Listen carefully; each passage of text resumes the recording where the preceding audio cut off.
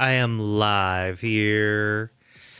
We are back, and it is a game development weekend for us. I've been looking forward to this weekend. We got the long weekend going on here in America land. Memorial Day specifically. So we're going to try to get some work done. I've fortunately started putting together a list of must-haves for my demo.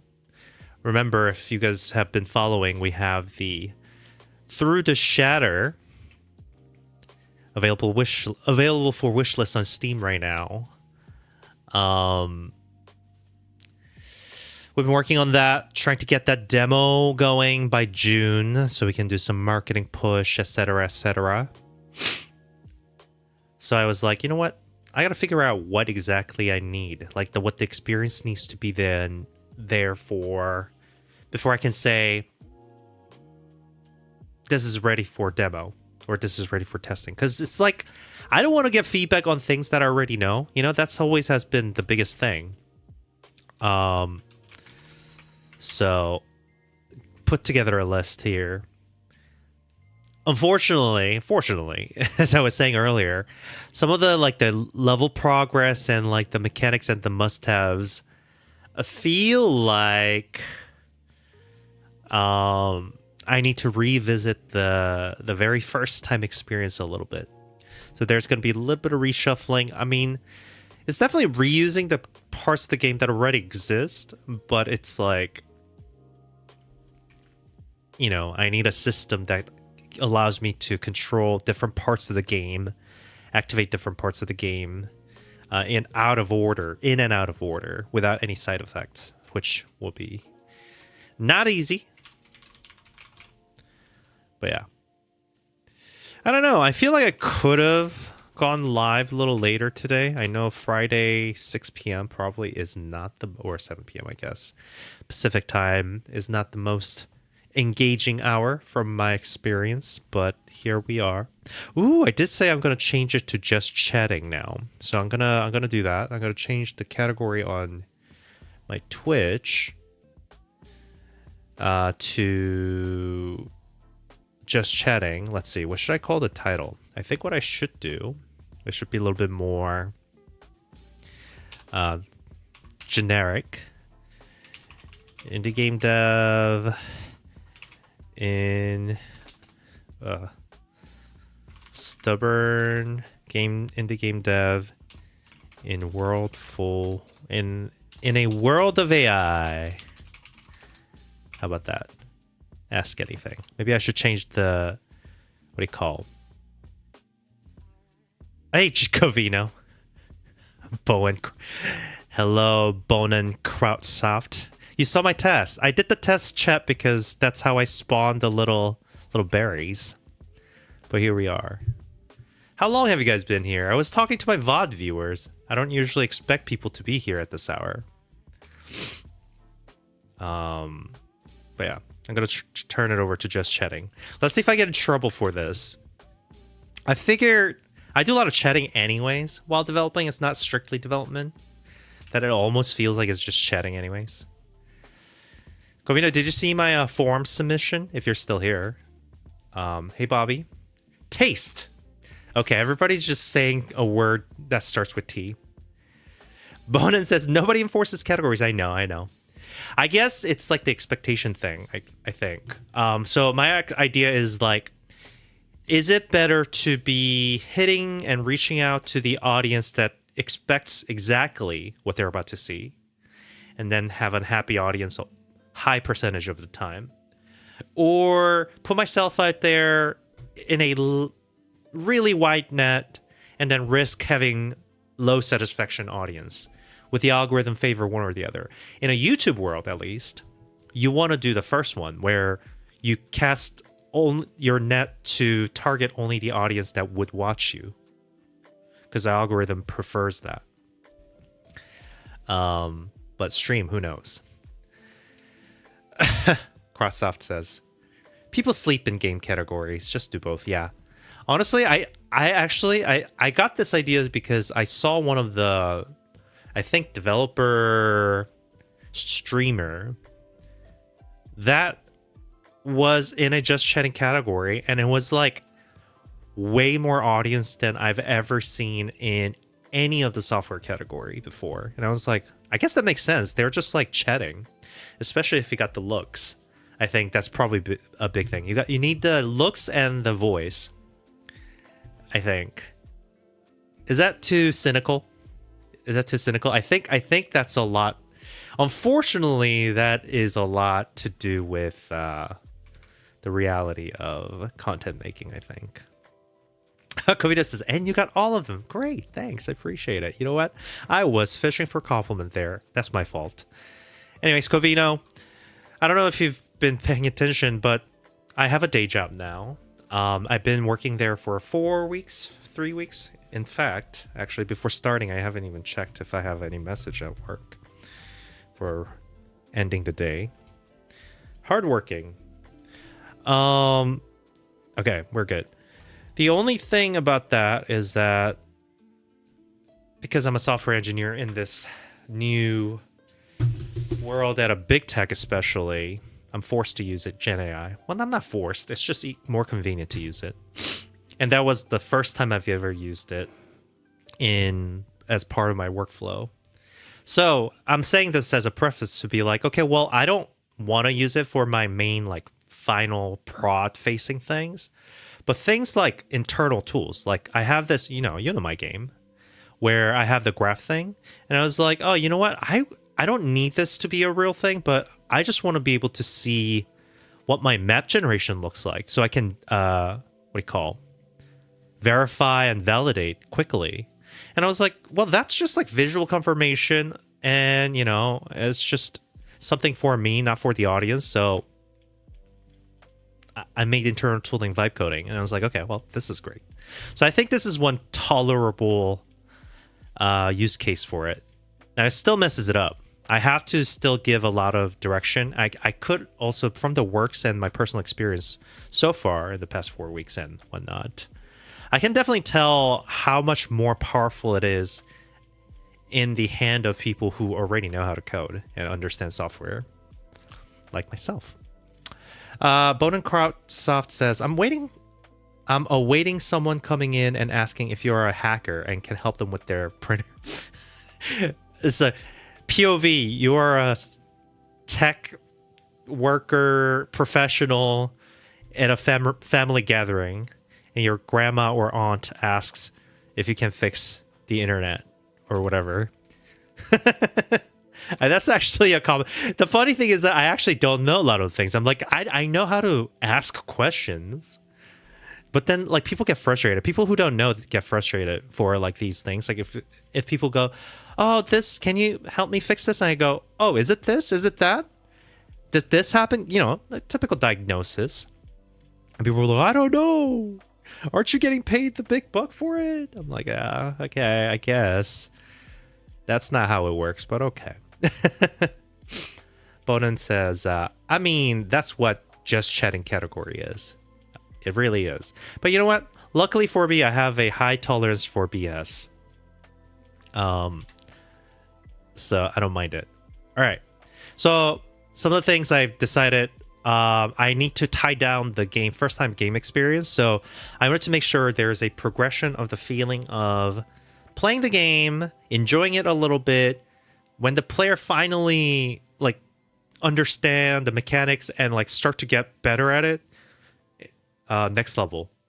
So here's like the region 1 procedure of like improvement and variations that I was thinking about.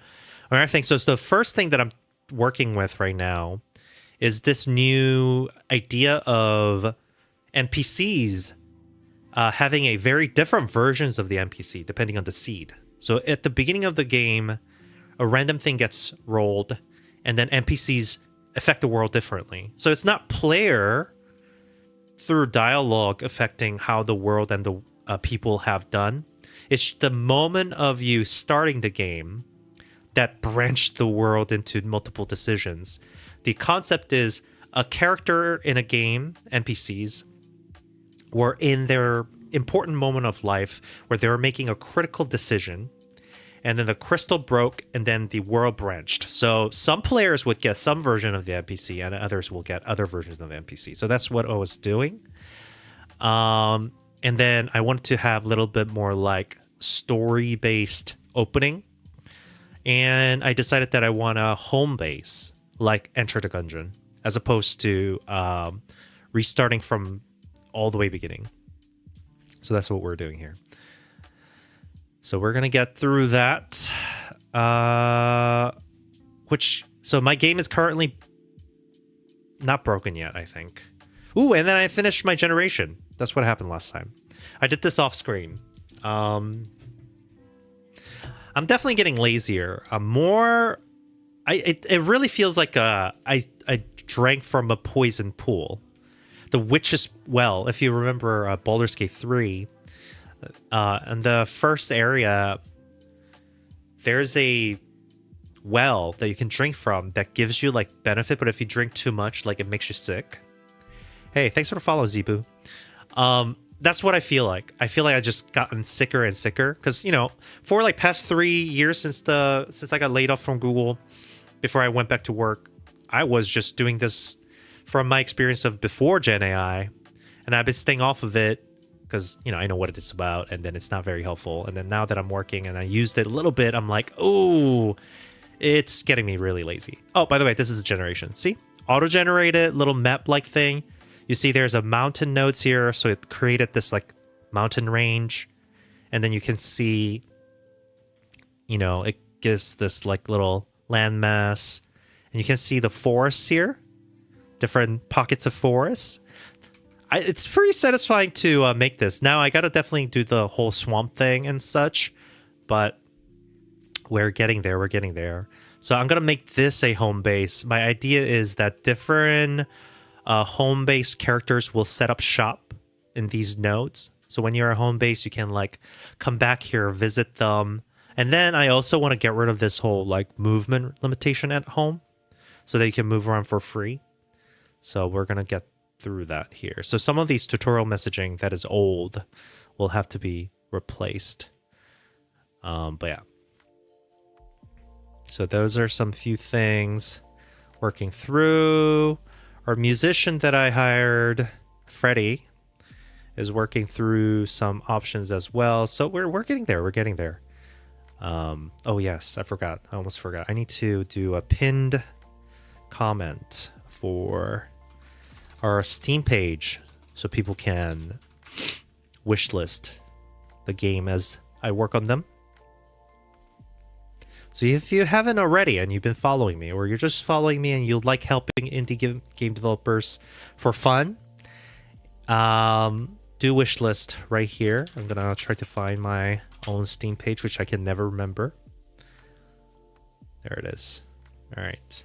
At least this shows up if I Google search. It's like a first search that pops up. All right. Wish list now. Boop. Then I'll pin this. Today's been a weird day. I already planned to stream today, but this morning, I'm not sure. It's weird to say. I got a new phone, and I think new phone is a little too bright, so I was looking at it obviously like half asleep at night, like with just one eye. So I think I fatigued my eye in a very specific way, where I woke up and one of my eyes would not focus. Like it I mean, it happens every now and then. Usually like it takes a little bit of time and then it gets okay. But today it was like out of focus for a long time, and it still kind of is. Like it's slower. So the world feels a little weird. Hopefully it'll be okay. All right. In any case, we got the generation. Okay, so I made it so that the beginning of the game, the very first time people play, instead of going through the start menu, it puts people straight into the game with the story. That's the goal. So only the relaunch of the game, it'll say continue or start game. So if it's the first time, it'll do the story thing. By the way, I'm telling you this out loud, but basically I'm doing this to remind myself where I was, because, you know, it's always a task to get reacquainted with my own project after a long break. So we got the little story thing. I click, and it gets started. It transitions into the region. It shows that there's a crystal far away. Here's a world. It pulls back, and then it fades into the game. Now, this is what we call a overworld mode. Instead of popping straight into the overworld mode, I have this planned right here. So this is my dialogue plugin, by the way, which I need to upload to the new asset store. But basically, here's a simple dialogue. This person called Warden, I created this guy. I have new NPCs here. This guy right here. Let me see if I can show you what he looks like. What the heck? There you go. This is what he looks like. He's a grain warden. He was a watcher of the grain silos, so he has some stories there. But basically, Warden, this character says something along the lines of like, "Hey, good, you're awake. We gotta get out of here," and then does like a little bit of, "Ooh, perfect. AI viewers at blah blah blah. No, thank you. Thanks for trying. No view botting here." You know, I don't know. The temptation is great enough that I might have to. No, I'll never. But anyways, so I need to make it so that the very specific version of the game starts immediately, which is tutorial move segment, this one right here. So I planned this one. Oh, by the way, this segment creator for the map is also, I vibed it. It had a lot of issues. At like about halfway through making this, I regretted trying to do this with Vibe, because I was like, "Oh, yeah, this would have been done much quicker if I did it from the beginning myself," but whatever. So these are some acceptable reason and ways that I would use AI at all in my project, because it's not public facing, and then it's recreating the structure that I planned and created via like manually coding, and it's just like assisting. But yeah, anyways, so I need to get this to start. Let me remind myself where I was in terms of where I need to be. So this is not for you guys. I'm not a Paint developer, but I'm going to do it just for myself. Right now, we have a sequence of overworld, which I'm calling journey mode, which has like the overworld graphs with the map generation. And then once the node gets searched, that's an option. We have a inbuilt exploration mode, which lives on inside of the overworld. Now, what we're trying to do is for tutorial, I want to start at explore mode and then come to the overworld.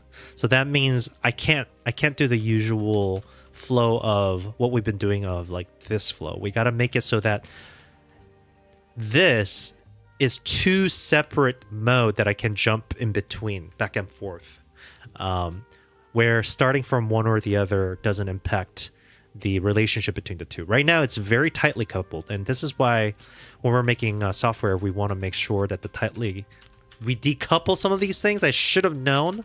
I should have made it so that this like whole search thing is like not so tightly coupled, but this is where we are right now. So two ways to do it. Since I don't know. I mean, some of the rules of the exploration should be in tutorial, the very first tutorial. So I'm going to have to, the new thing I need to make is during the explore, we need ways to dialogue, which doesn't exist yet. And then we need ways to instruct things, which I think is possible. So that's what we're going to do. Let's make a task list for myself, because surely I'll forget. Demo task list. And then this is for today, Friday, May 22nd, 2026. Oh. I want to make a tutorial or route straight to opening exploration mode that starts with dialogue. Hey, Septivia says, hey Ezra, how's it going? I'm doing well. It's going swell. Thanks for the first time chat. I don't know. I feel like your name sounds familiar, but maybe it is your first time. I don't know. Everybody starts to blend in.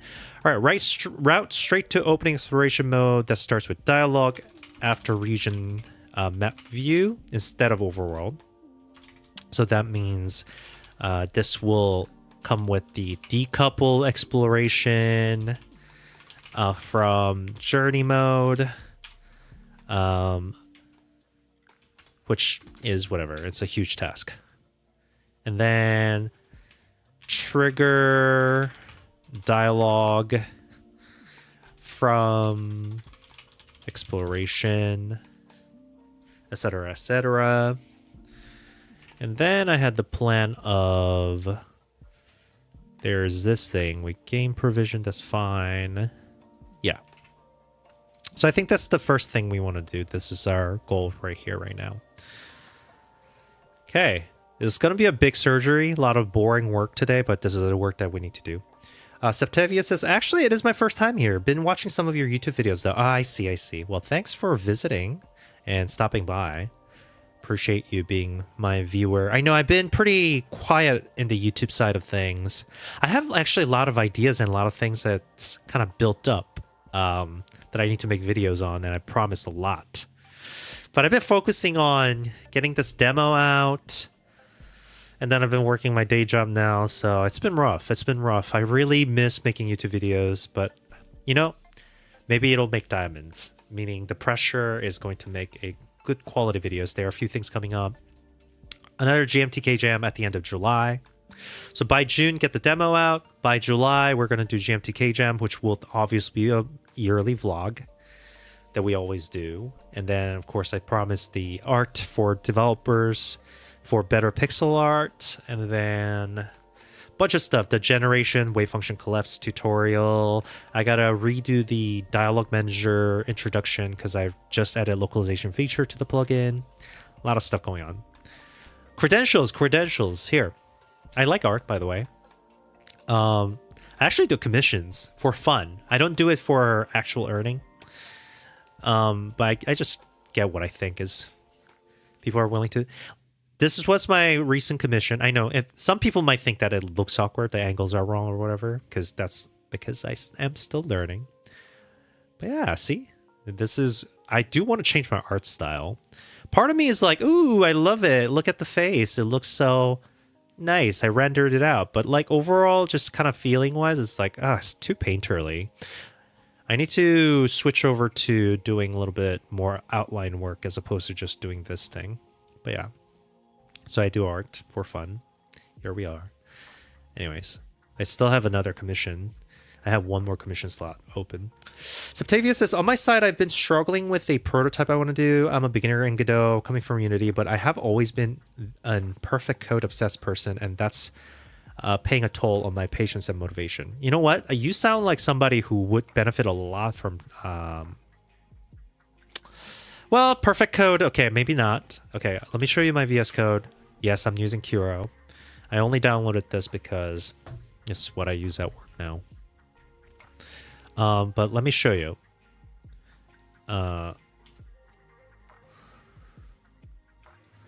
So what I found out, I mean, I knew this before. I don't know why I didn't do it before. And I heard about GUnit.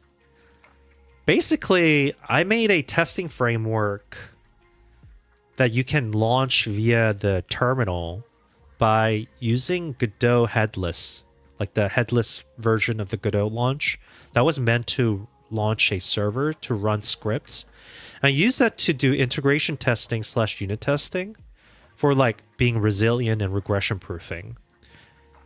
And you know, and as someone who's like stubbornly using GScript as far as I'm concerned, while staying in Godot, like it's opened up so much concern for me. Like as a project gets bigger or as the project becomes more complex, sometimes you're like, oh, I don't know if this is going to break some of the things that I've already done. And yeah, let me show you some of these things. Oh, I guess I could show my One of my more complex project would be the dialogue plugin, right? So I have a dialogue plugin folder here. Tobias says, wait, that sounds awesome. I didn't even know Godot headless was a thing. Yeah, look. So I also made a C# integration for my dialogue plugin as well. By the way, go check out my dialogue plugin in GitHub and help me out here.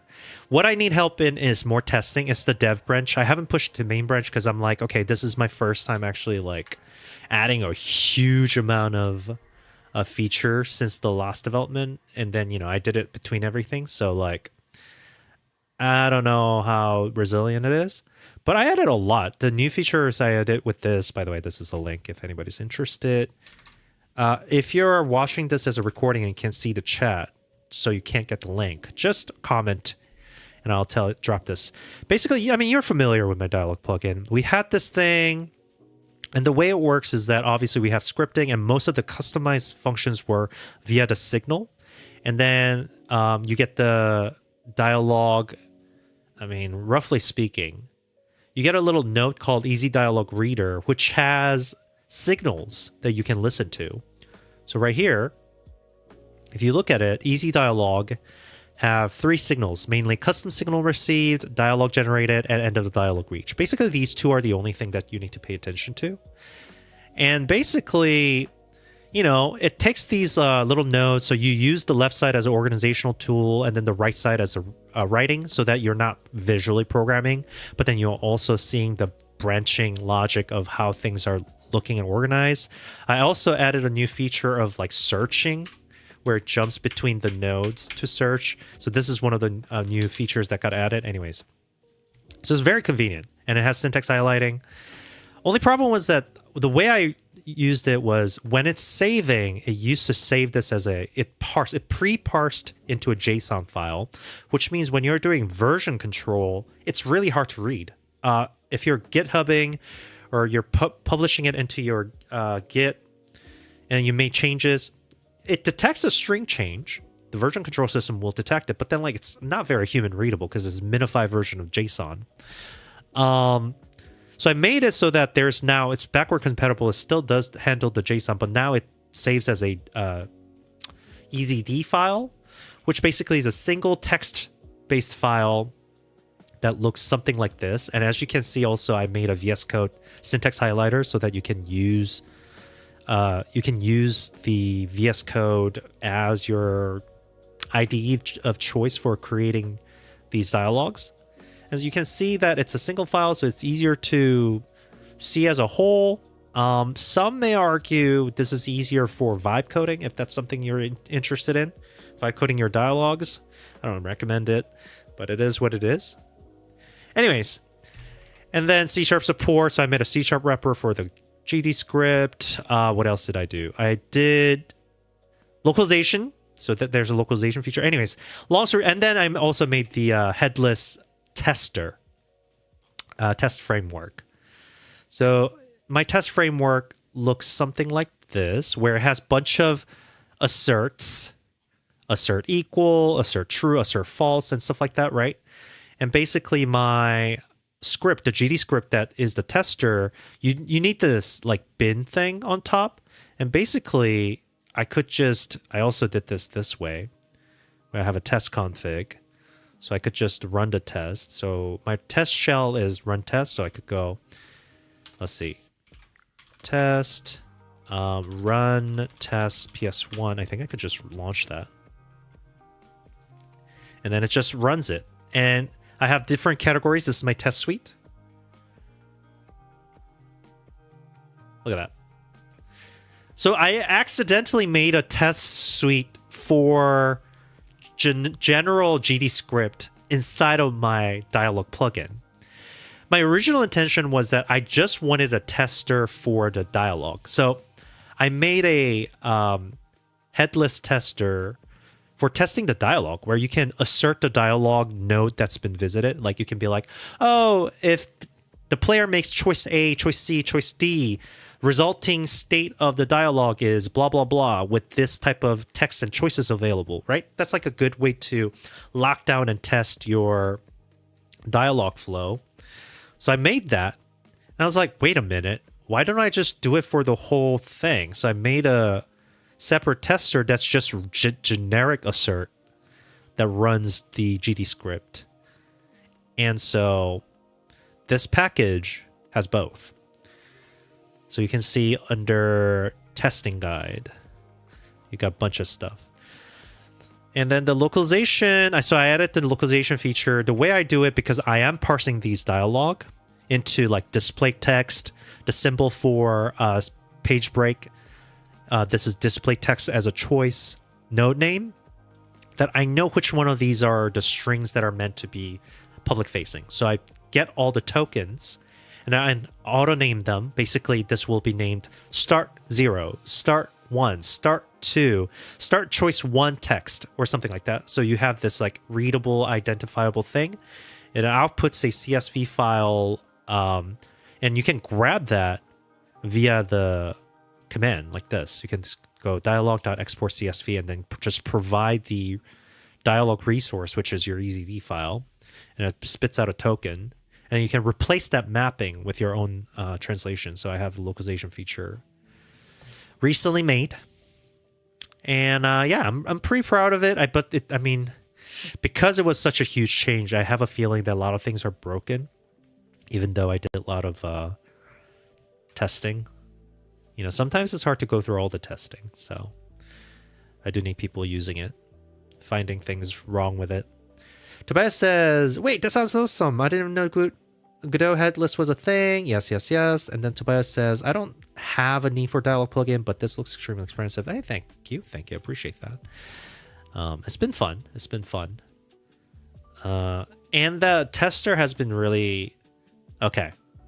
As I said before, I'm not a vibe coder. I don't really use AI as part of my workflow, but there are certain projects that I'm like, I don't care about this. I just want to quickly prototype, but I also want to make it more complex. If anybody has used AI for coding at all, you save so much more time if you have a way to test things pretty tightly.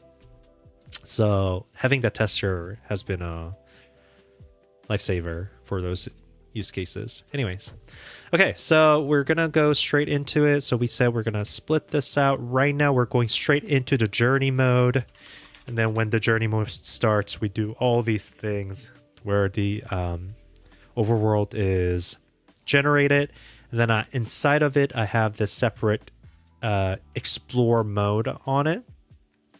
I might have to just launch a tutorial mode before traveling into journey mode completely. I think that might be the easiest thing to do. So what we're going to do under the explore mode, we'll create a new entry scene that's meant to be like a main scene. I'll create a, I guess it could be just regular node, though I think I'm going to make a 2D node to match everybody else. This will be a intro story exploration mode. Very mouthful, but it is what it is. And then we're going to grab our explore mode scene.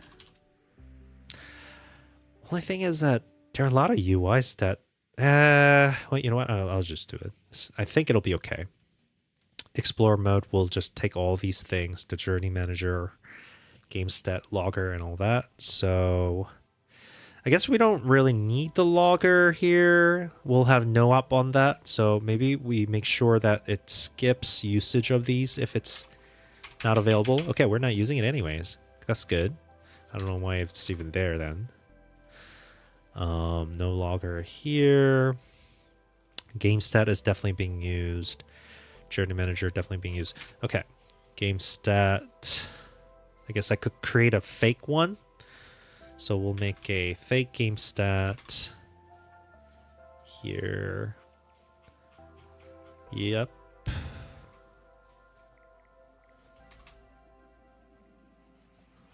don't know what I just did. I don't think I was supposed to save that just now. Intro, story mode. Okay, whatever that is, though. From the game, from the title screen, we were transitioning to this new game scene. So what I'm going to do here, I'm going to make another export here. We're going to save our FTUE, meaning first time user experience, game start scene. Will be a packed scene. And then I'm going to... Hey, thanks for the follow, Bananimation. Welcome, welcome. We're chilling out here. Music is a little loud, isn't it? Or is that just me? Might just be me. I'm just going to lower it for myself. It's very, like, out of space, intergalactal type of music right now.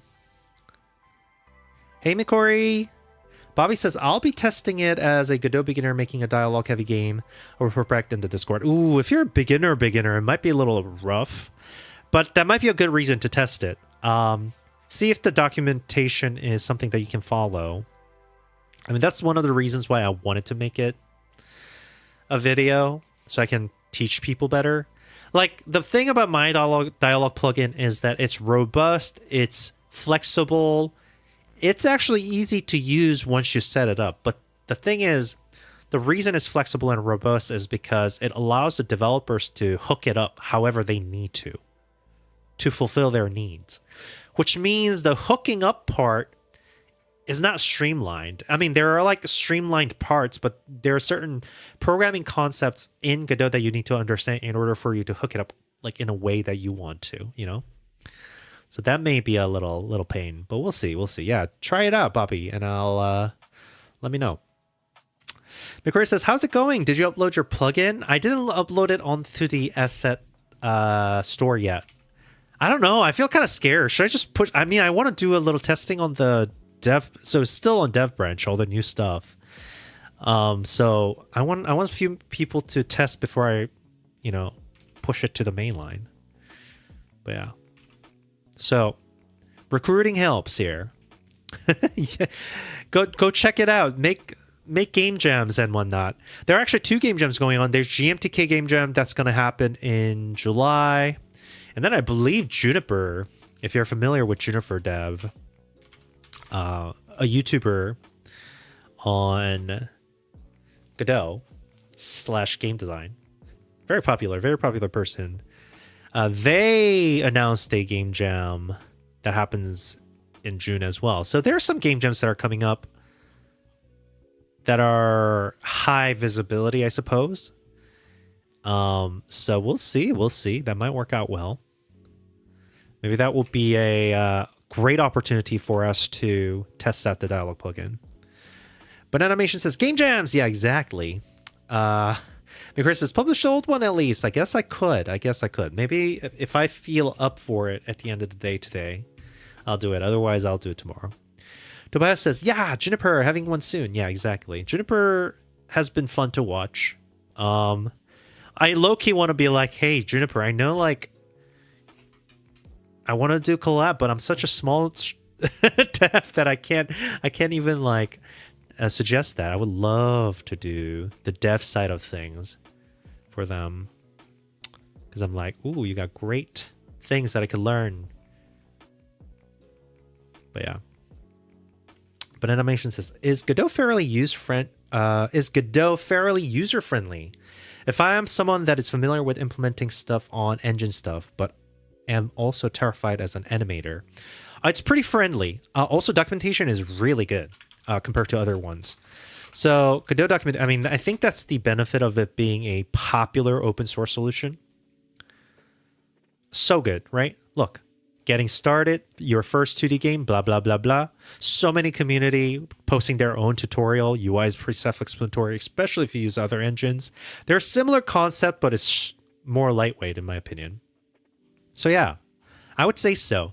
Now, I did hear game makers are easier from some people, but then that's like all the people who's been using game maker since they were kid. So I don't know. Maybe, maybe not. But it says, sorry, that was horrible wording. No problem. That was understandable.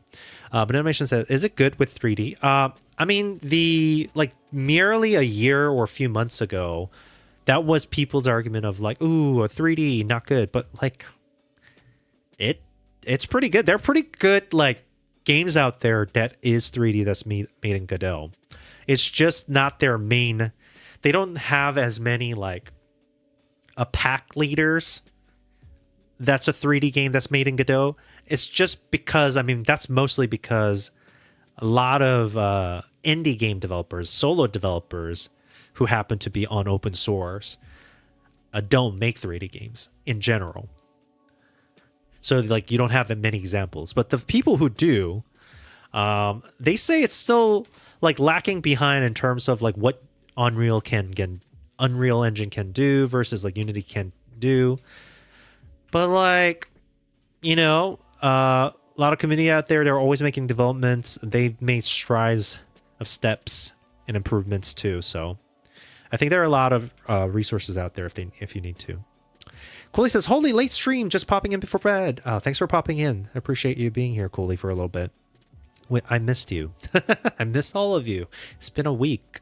More than a week, I think. But yeah, it is a late stream because, you know, I had to wait till the work was done. Also, sun was out here where I am. I'm in Pacific Northwest, specifically Seattle. And it's a good day today. So I had multiple coffee and matcha run today, not because I need it, but because I wanted to be outside, and then had dinner and lunch and all that. So it's been good. Let's see. McCoy says there's this streamer who uses RPG Maker to make not RPG Maker games. Yeah, you know, honestly, what's funny is that I used RPG Maker 97 back in the day, when I was just a wee little lad. That's a long time ago. And the main thing that we were always looking, like I was in this like web forum community of game makers there using RPG Maker, but the ones that always impressed me, the ones that had custom scripting, or like back then they didn't have like a Lua coding or whatever. It was just like a scripting language, or not even like a scripting via trigger systems. So it's like a lot of like roundabout way to make it work the way they did. And it's always more interesting to see things that is not RPG Maker original with it. People go out of their way to, oh, thanks for the Prime sub and animation. Appreciate that. That is very helpful. And thanks for following as well. But yeah, we always want to do something more with what we are familiar with. But yeah, Mikori says, and by that I mean way more complex games than the person should. And yeah, it's funny because it's like, I mean, RPG Maker does a lot of. Okay, so what RPG Maker does well, in my opinion, is tile setting and character setting. Like, it's really easy to make a map transition and like spacing and all those things, and then make character sprites and such. But everything else is just kind of like, yeah, if you want to do anything else. Yeah.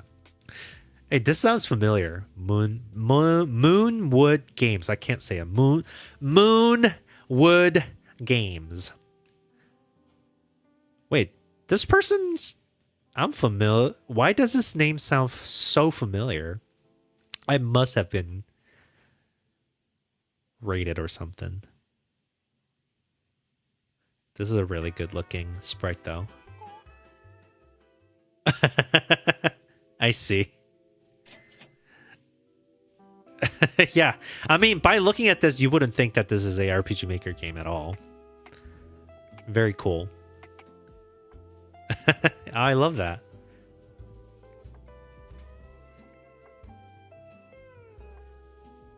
Anyways, I can't play it right now, but yeah, go check it out. Sounds really fun. People be doing what they be doing. Miles says, check out Road to Vostok to see a good example of Godot 3D powers. Okay, let's see. Road to Vostok. So this is made in Godot. And this is a 3D game in Godot. All right, this was a showcase one. Yeah, see, I mean, like, you wouldn't think that this is anything else other than... You wouldn't, like, suspect that this is, like, Godot engine game. The most I would guess is Source 2 engine. Looks good. And this looks... Yeah. Maybe a little better than Source 2.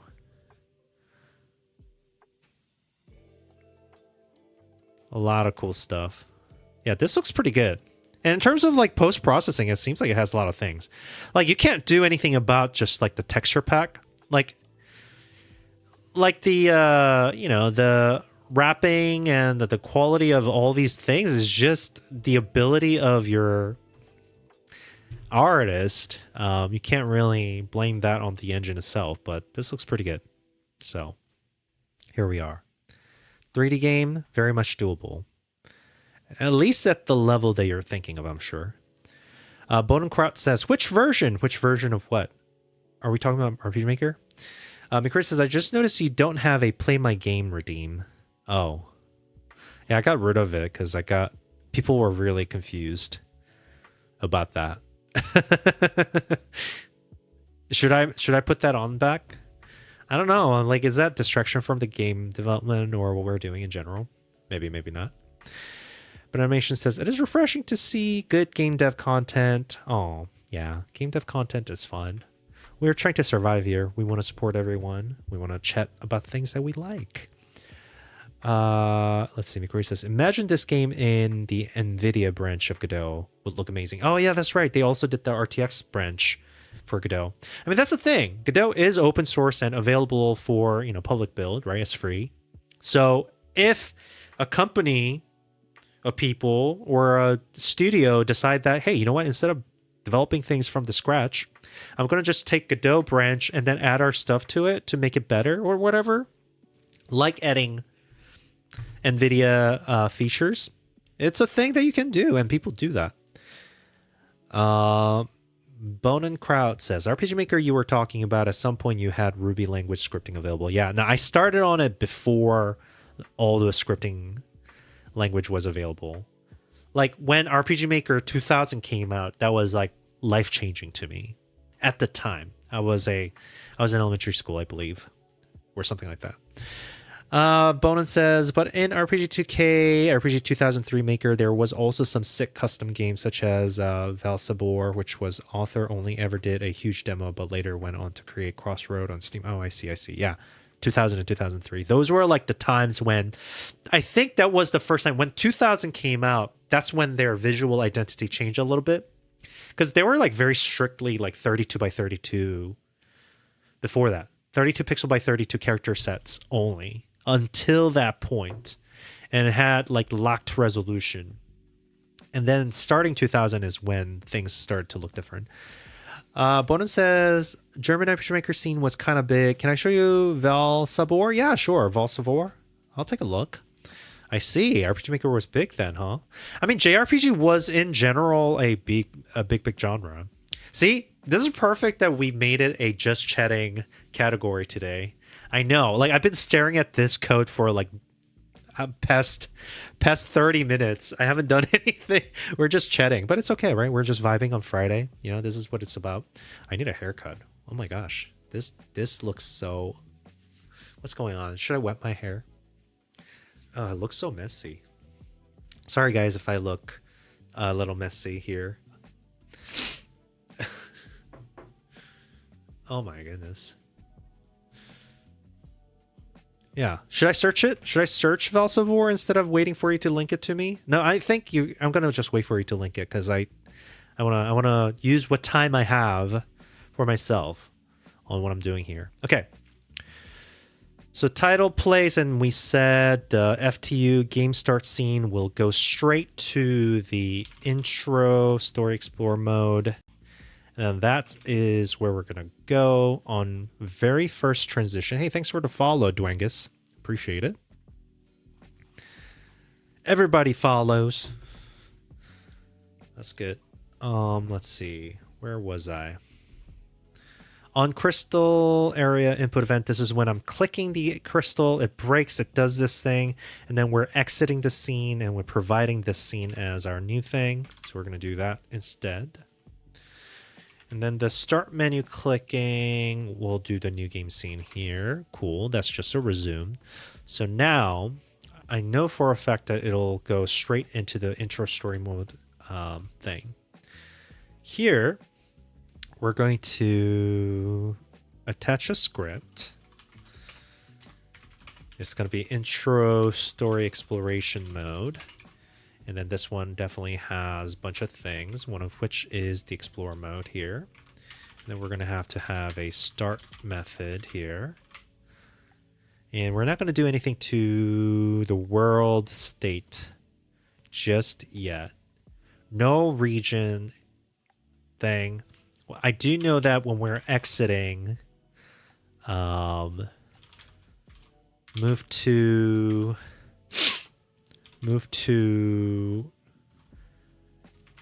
game, move to next scene, I guess. We'll just do the signal, same thing as everybody else, I think. So under title, we'll just copy and paste here. Exit scene, the next scene that it's going to provide.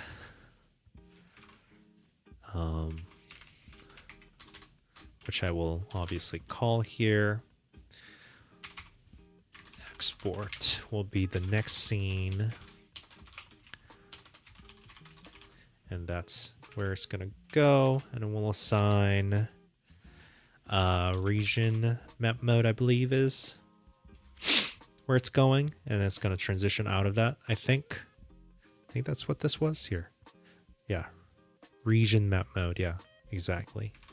So that will go back to the normal behavior immediately.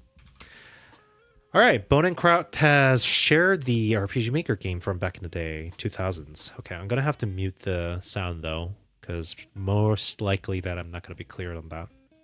It says, that's the best quality video I found of it. You can maybe skip through it a bit and look at it. I think it was made in 2000 or 2003 with patches for font, had custom menus, custom lighting, custom combat style system, Final Fantasy X-like, sick animation, etc., etc. The guy moved on to create his own game studio soon after that and created this game. Kind of cool if you think he started in RPG Maker 2. I mean, it was a dream starter for a lot of people, I think. Oh yeah, this looks pretty sick. And I can see the influence of RPG Maker here. Like the asset pack is very much like the... You know what's funny? When I first saw Stardew Valley, I thought it was an RPG Maker game. That's why I didn't buy it for the longest time, actually.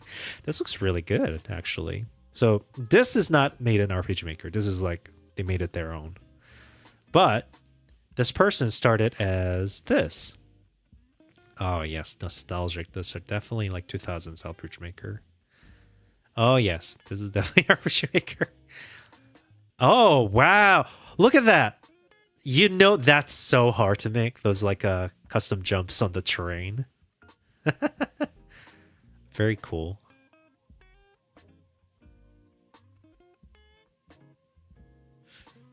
It would be sick to play this if there's a translated version of this.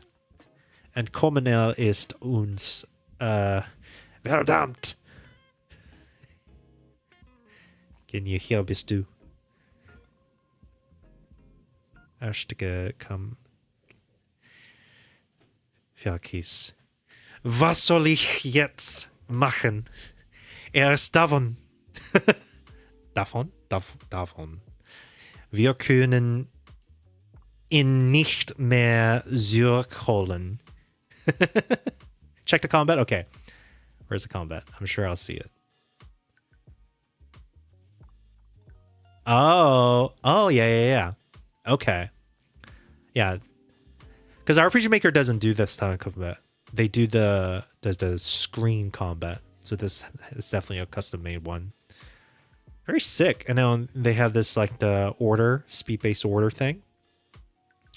Very cool. Menu is very smooth. That's definitely custom script as well. Yeah. Good stuff. Back when I didn't actually know how to code and I was just mimicking what was online. Bonin says, the combat animations, if you remember, RPG 2K had static combat with, yeah. I remember. It was like the screen with the monster in the center for the most part. They added this type of combat later versions, I think, like MV or whatever. Good old days. Good old days. Good stuff. That is very sick. You know, people will be making what they want to make, regardless of the tool. So, long story short, use Godot engine. You can make whatever you need to. And then if you need more and more, you can still be successful and make it yourself later. Yeah. That's the lesson. That's the lesson here. All right. So when we start, we're going to do a bunch of stuff here. We already transitioned. We went to black. It flashed into this. I wanted to start with the here. Set up exploration mode with the starting map. Start dialogue. Start intro dialogue. And then resume. That's what we want to do here. So we want to set up the exploration map. I think I already made a generation. I don't know if I made a segment. So what I think I want to do here for exploration mode, the way I've been using exploration mode from journey mode here, enter explore mode, this was the prepping steps that were required for triggering the explore mode. So I'm going to copy and paste this and then adjust it. Obviously, none of these will work. So we'll do that. Exploration mode here. We'll take the game stat. Yeah, very cool, very cool. Okay. So it needed some information on the current POI, which is optional. I guess exploration mode, I've made it so that it does a lot of like game specific thing. I think I might have to make it so that it ignores all these information if it's not available. So I could actually give a temporary POI, or I could pretend that this is part of like home village. So we could say mock required setup for exploration. It's almost like I'm making a tester for exploration mode here. So we're going to have to mock the current POI, which will be var current POI map node. This will just simply be a home village. So I guess I could do this on start.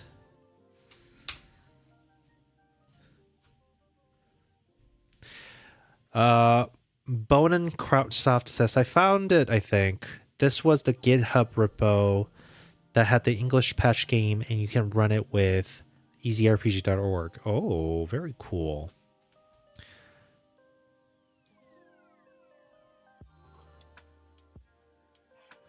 Oh, that's pretty cool. Let's see, the ROM. Okay, so I could just use this and then do this to play the English version. I wonder if it plays nicely still. Maybe I'll take a... I'll keep it as a to-do list here. Bookmark.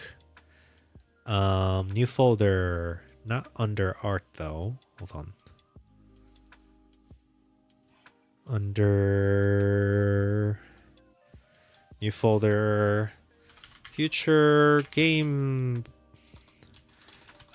or from the stream. How about that? We'll do that. We'll save Easy RPG here, and then this one is the English version of that. Maybe or maybe not I'll play it on or off stream. We'll figure it out. Very cool. Bonin says, Easy RPG is much more preferable over fiddling with the old RPG Maker RT. Oh, yeah, that's right. RTP. Wow. Brings back memory.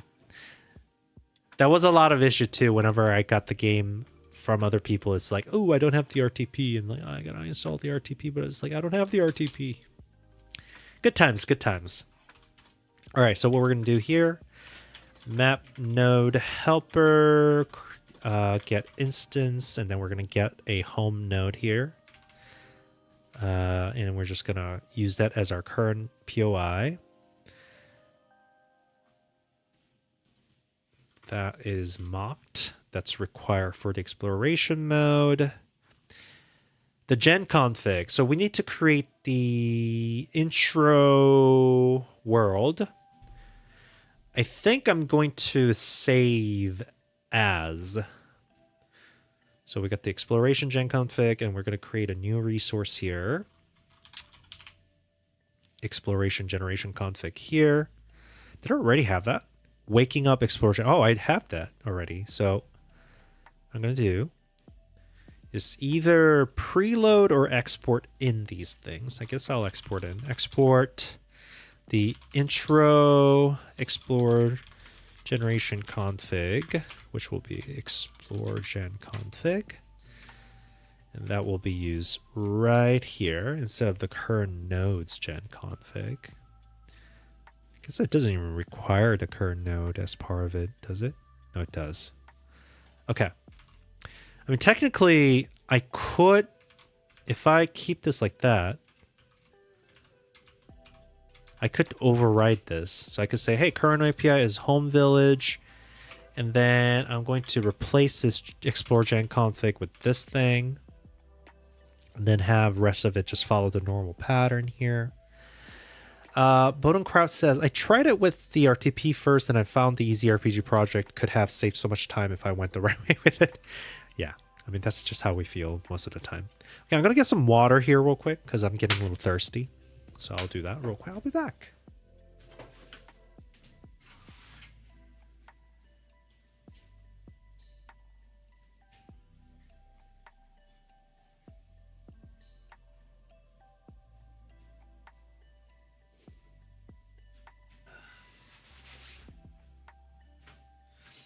Oh, by the way, Godot Con is happening in Boston in July as well. I went last year. That's where I met a bunch of other streamers and Godot content makers. But this year I feel like the notice was too short. I don't think I can go. I would love to, but just with everything that's going on in my life and planning, doesn't seem like it's something that I can manage, unfortunately. So if you do go, let me know so I can figure that out along with everyone. Yeah. Okay, let's see. Explore mode, default. All right.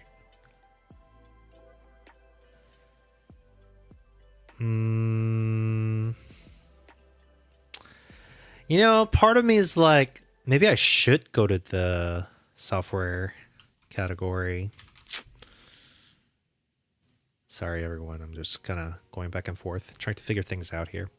All right. Explore mode. Fog of War is enabled. I want to make it enabled here. I'm going to make it enabled because the... How about this? Funk. Setup. Well, actually, I could just use the gen config because that should have it, right? This one has POI as a thing, but I thought the gen config would have Fog of War information. I guess not. Environment. Okay. Can't remember what I made, apparently. It almost feels like it's like a setup for... Because if I have multi-tutorial, so if I do one exploration, after that I have the next one, after that I have the next one, I kind of almost want to set it up via function separately. Like it's almost like a state handler here. And so that means we're going to have like one function that's like set up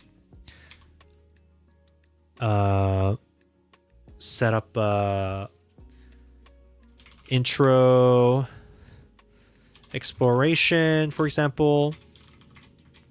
And then after setting it up, it just simply starts it. So it'll be like explore mode. And that will be explore mode here. And so that would be all right here, something like that.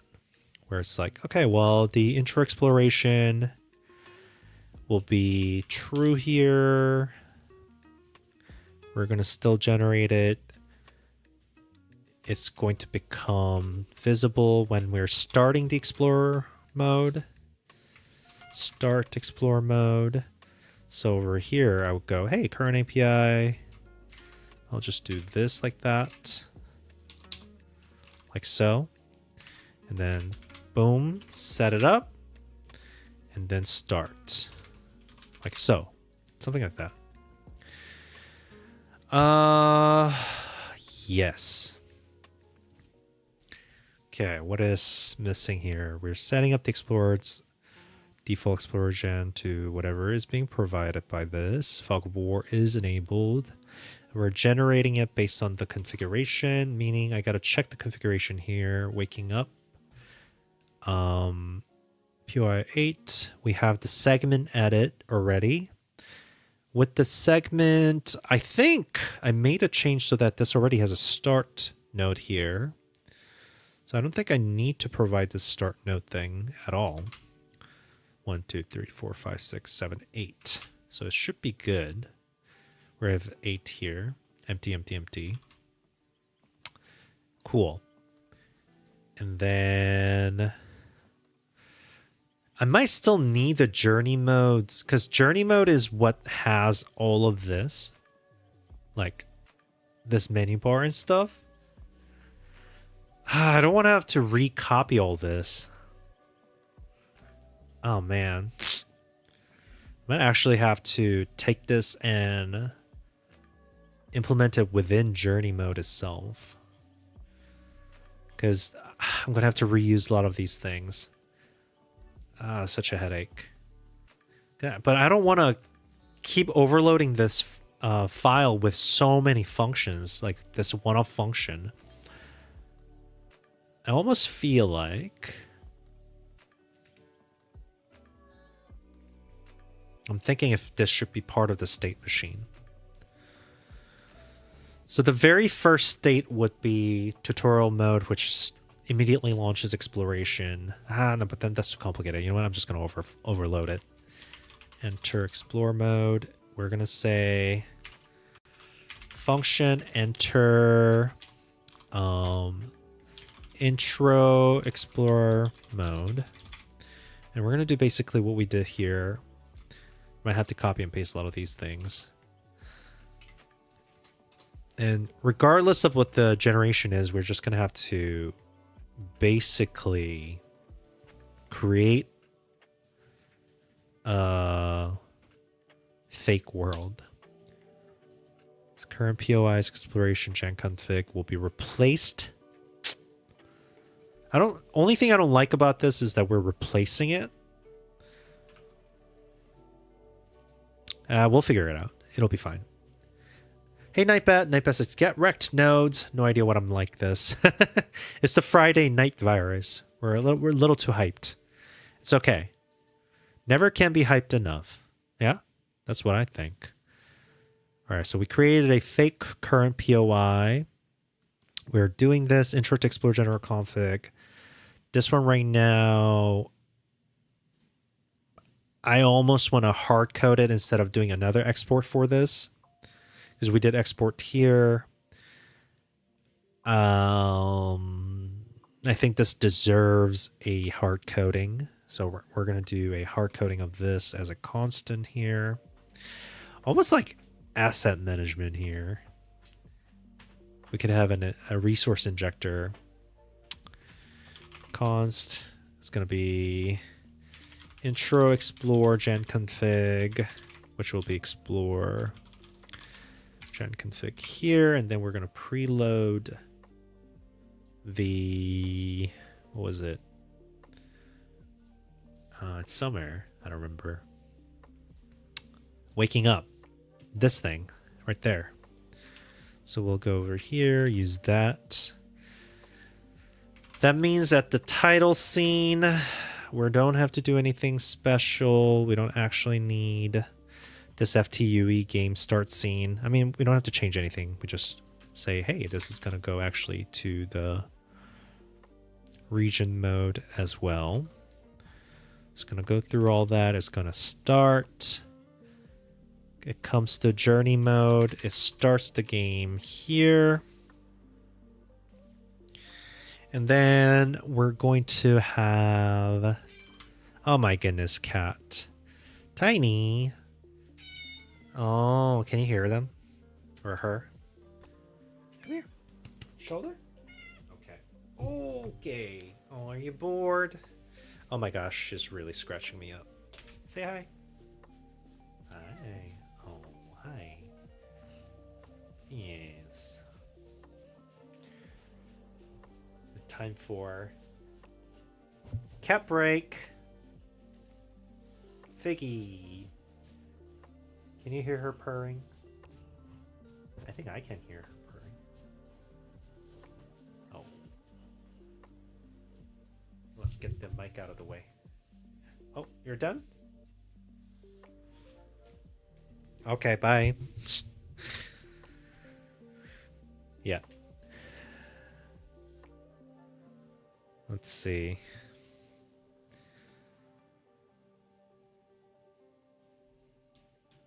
Whoa, what is that? What is this Instagram instance? Photos disappear. No viewer list. Reactions and replies are private.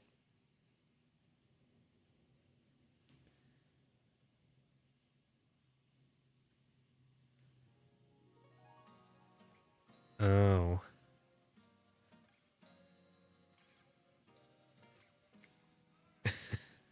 Okay. I don't know how this works. Oh, the modern day technology and the way they want to engage people. Not for me. Nightbeth says, my cat is currently trying to sit on my kid's keyboard while they play Human Fall Flat. Is that another slop game? Not slop as in like negative connotation. I mean like, you know, like one of those like funny, like, you know, floppy game, like Getting Over It. Oh yeah. It looks fun. It looks like a rage game in some ways. I do like those. Okay, anyways. So we're in journey mode. Nightbest says, it's an early weird physics game. Yeah, physics game has a special, like the ragdoll game type has a special space in our hearts, I'm sure. Okay.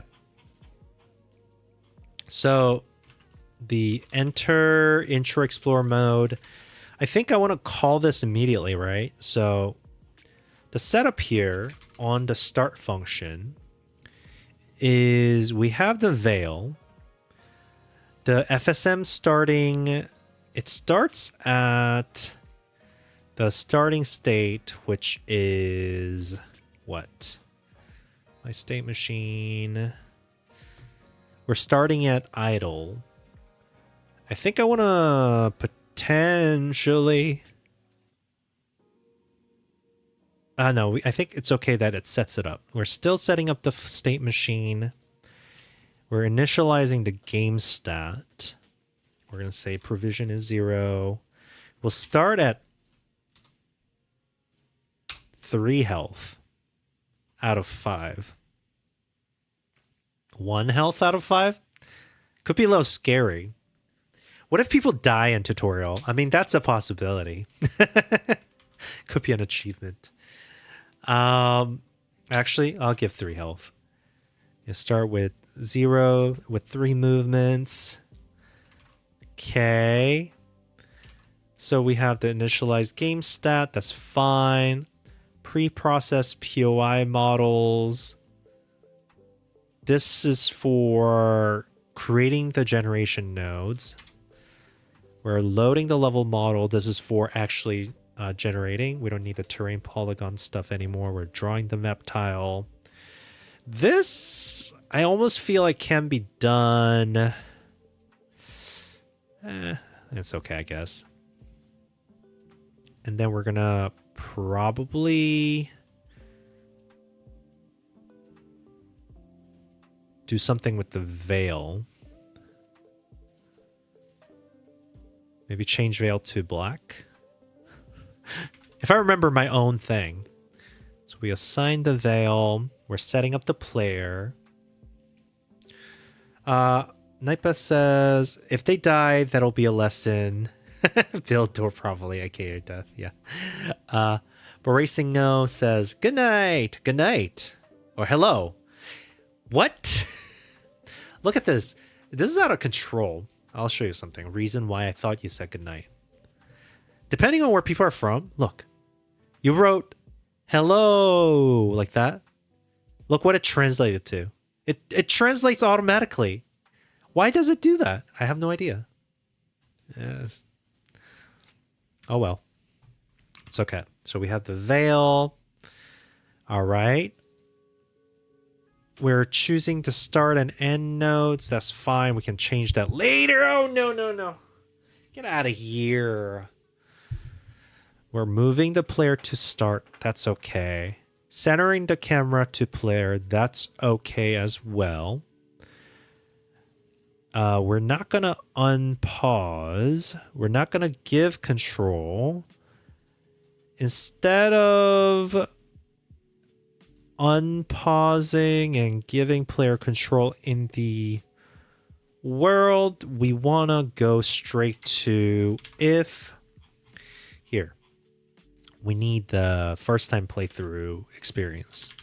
I got to remember how I did the configuration thing. So config, game config. Yeah, there it is. So we're going to persist. Sorry, a lot of these things are save manager, save config. Yeah. I think this right here. First time play. So we're going to create a new one. If they are first time play, which gets flipped after the intro plays, we're going to do intro tutorial played will be false. And then this one will be saved as well.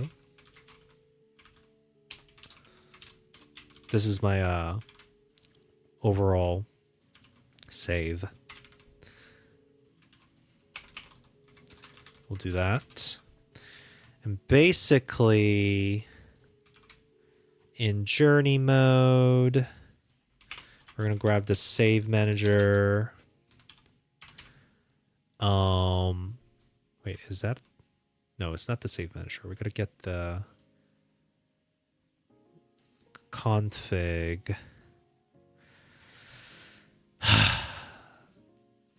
Game config. Yeah. So we'll go. I keep closing the thing. I should probably not do that. So we'll say if the game configs intro tutorial played is true or false, then we're gonna do all of this. I probably should copy and paste this, honestly. So we'll do intro tutorial played. We're going to set this to true. Once we enter, and then we're going to save the config. Otherwise, we simply give the player control. Like that. Right? I think. Yeah. So we'll do this. We do whatever we were doing. If the intro tutorial hasn't been played before, play the tutorial. Like so. And this is a global config that gets saved. We're going to say enter intro explore mode. Cool. So very first time it'll do this. Otherwise, it's going to act normally.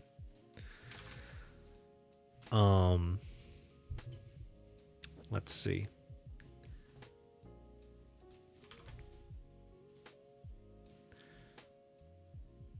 Wait. Oh, shoot. I don't think I pinned my wish list comment correctly. It disappeared. Manually unpinned. There it is. Okay, so when we're doing the exploration mode, we're entering the hard-coded exploration. The current node is set up to this. Default explore gen config will be the config that I provided. Fog of War is true. And we're generating the explore level. And then explore mode will become visible.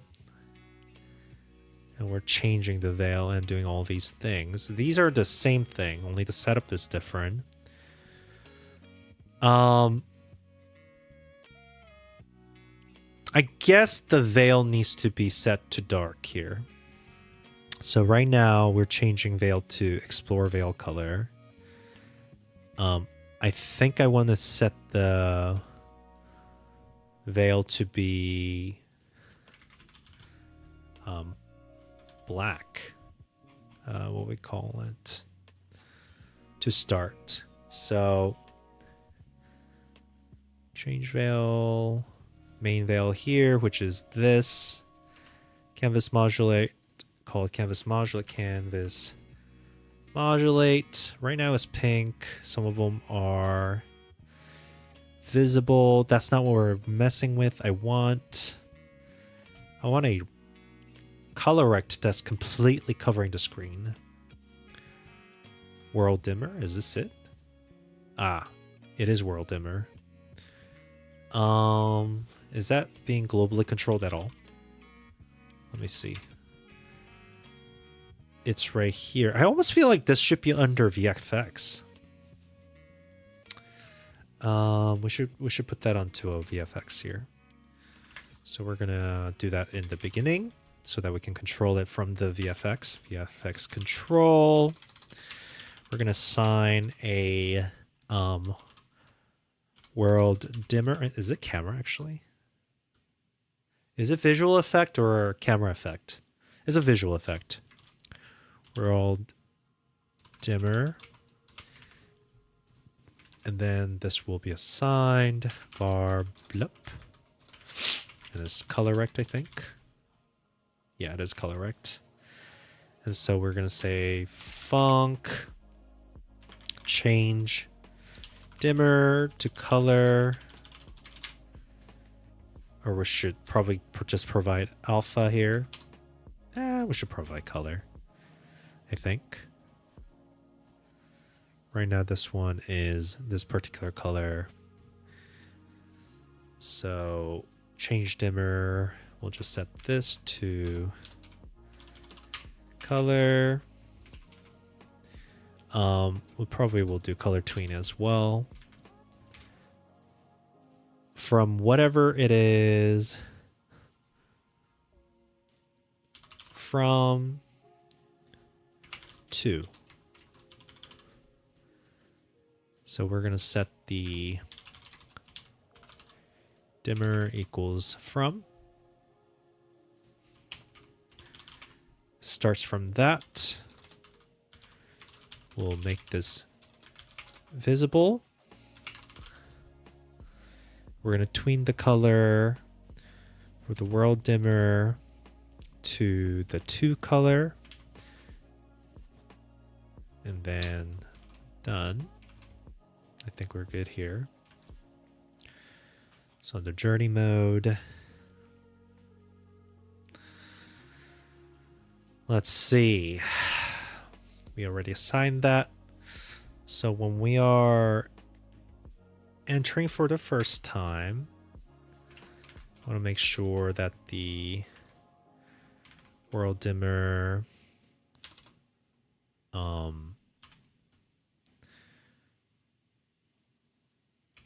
color is immediately black to start. And this is visible so that it covers everybody, I think. Yeah, I think it hides everything. Great. So we'll do that. So it starts with the color black. And then once everything is set up, we're going to fade out, I guess. The FX control, change dimmer, color black to color black 0 alpha. Hopefully that'll look like what I think it'll look like. I'll just test it real quick. Also, there's a chance that the generation part will break because it's the first time doing it directly like this, so we'll see. We'll find out very quickly if something is missing. Trial and error. Trial and error. Ooh, my back hurts.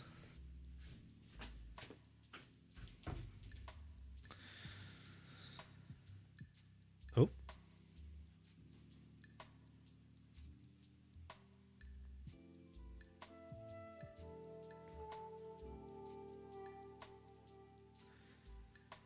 What is this?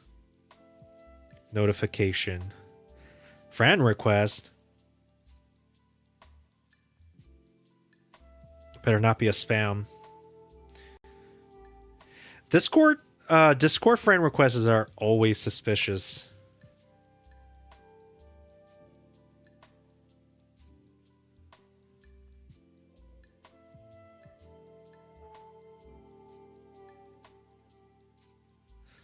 We'll see.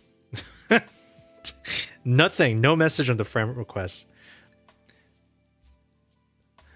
Bonankar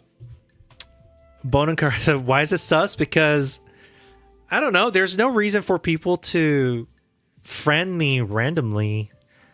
Because nobody knows me that way, like, out of nowhere. Sometimes it's from the stream. Oh, okay. That is not what I wanted it to do. Oh, man, do I have to have it play through everything again? All right. So world dimmer color goes to black and becomes visible. I want to see if this part. Nepa says, I like the quick feedback that comes with small game dev. Did my code work? 30 seconds. Nope. Try again. Exactly. Also, you know what my favorite thing to do? I try it. It doesn't work. Before I even understand or change anything, because I stopped the game too quickly before I identify anything that might be already there, play it all over again. Do the exact same thing, except now with the breakpoint. So it's like, I should have probably done it with the breakpoint from the first place. I just wanted to feel the satisfaction of like it just working out the first try. It does seem like I do have to go pick up a package though. But that's not what the Discord invite was for. Well, it's sus because there are a lot of spam bots out there sometimes. Hello? I'm a little surprised. And also especially if the mutual server is like somewhere that I don't recognize. Okay. Paused equals true, blah, blah, blah. I want to see if this got to this part. Oh. Okay. I see. It skipped all this. Oh, it's the other way around. That's why. But also, the other things should have been available. For some reason, these like highlighting thing is not working right now. I don't know what I skipped, but I skipped something. Right now it's broken.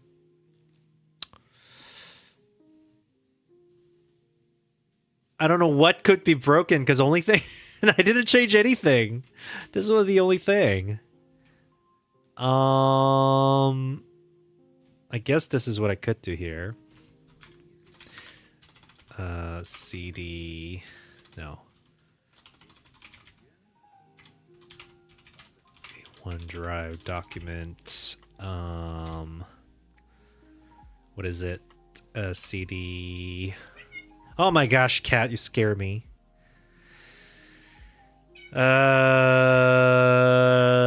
This was Journey. Yes. Get the. What was this one? Journey mode, which is Journey mode is under graph map. Graph map journey mode GD. Okay. Yeah, I mean, literally, I just added these things, which wasn't there before. I got rid of the commented code. And then this is the same. I moved this under the else, and then I added this. And somehow that broke everything? Okay. Well, either way, let's see how it goes. Oh boy. Well, at least I flipped it. I flipped that other thing. So we're cool here. Should be good.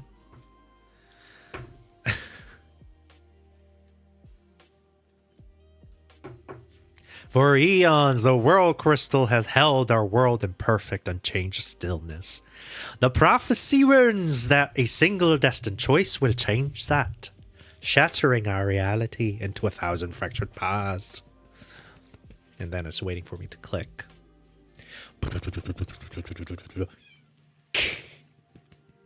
This is how I'm going to make the sound effect for the demo. It's just going to be me reading and making sound effects with my mouth. All right. We're paused. We're going to start our FSM. That should all be fine. Oh, okay, good. We got the error that we haven't seen before. I do think that this is because my gen config is segment only. I might have to, let's see. I thought this was segment only. Let me see. It would be home base explore node. So this one has absolutely no map nodes. Generation type is graph. POI is 10, which matches a segment. Nothing in the environment, nothing in the explore item pool. And that also means that for the waking up tutorial, basically the same thing. Graph mode, no map nodes, just a segment. Let me gen preview that configuration and see if it even builds or crashes. Okay, that's a home. That's not what I was looking for. No generation. Okay, so something is definitely breaking.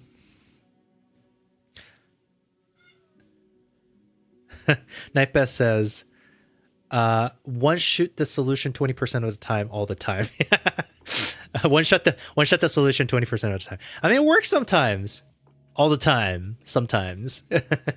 Needing to retest with breakpoints over. Yeah, because sometimes, like when you're first playing it, you're not thinking. Your brain is off. You're like, I don't know. I have no context. And the second time around, it's like, okay, it's like, you know, when you're playing a game and when you're getting into serious mode, you lean forward. It's like that.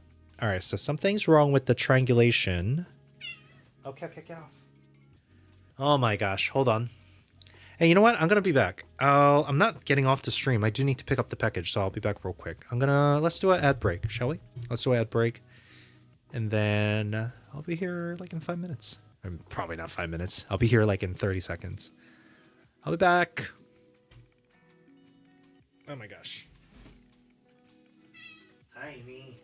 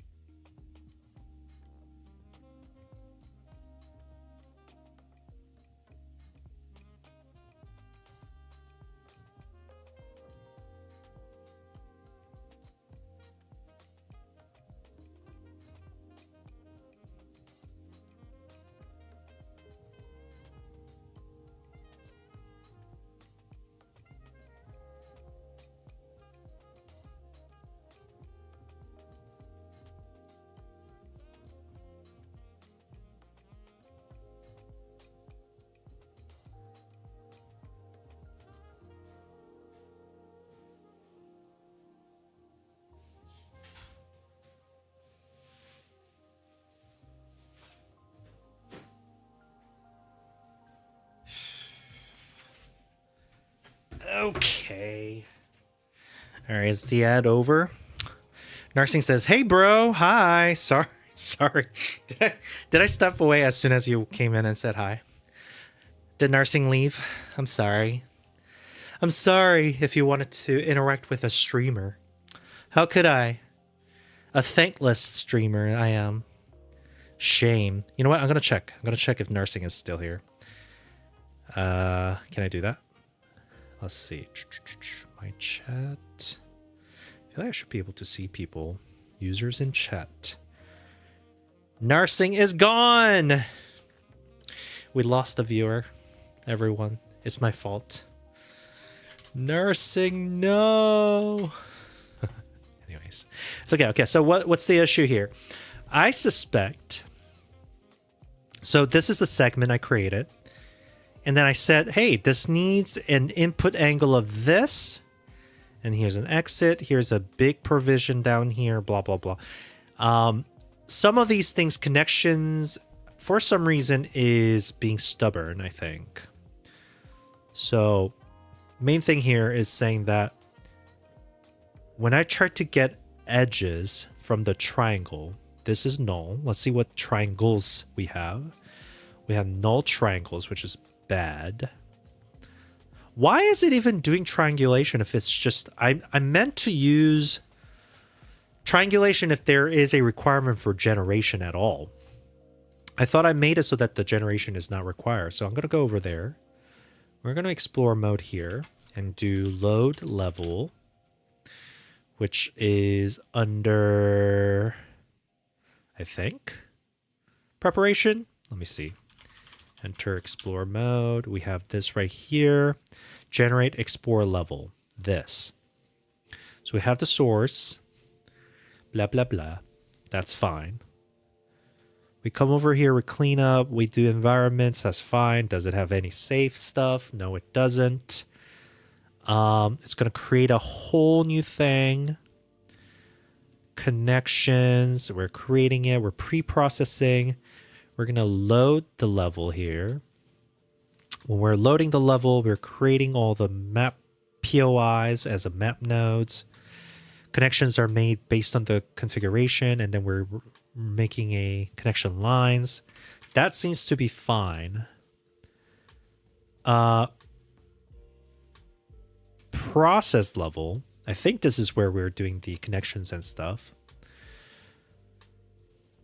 We're going to place the player on the starting node. Oh, wait. This happened already. Graph generator.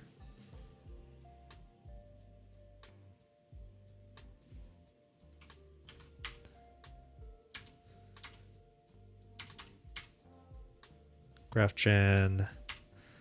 The level generates single here. This happens during generate explorer level, which was called on top. Ah, okay, there it is. So before pre-processing and loading the level, we have also the generate single time. And then we're taking the generation parameters to do all these generation. I think we were saying if there is segment, we'd skip this. Update content size. I think. Hold on. Yeah, I almost feel like this needs to skip. The prems are loaded via the config. And if we're generating a region,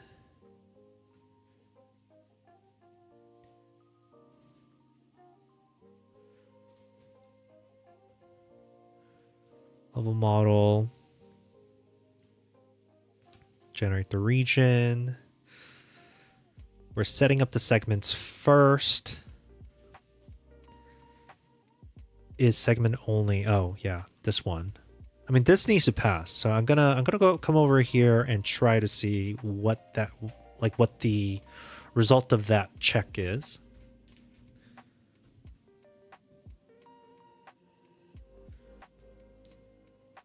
Oof, I'm about to sneeze.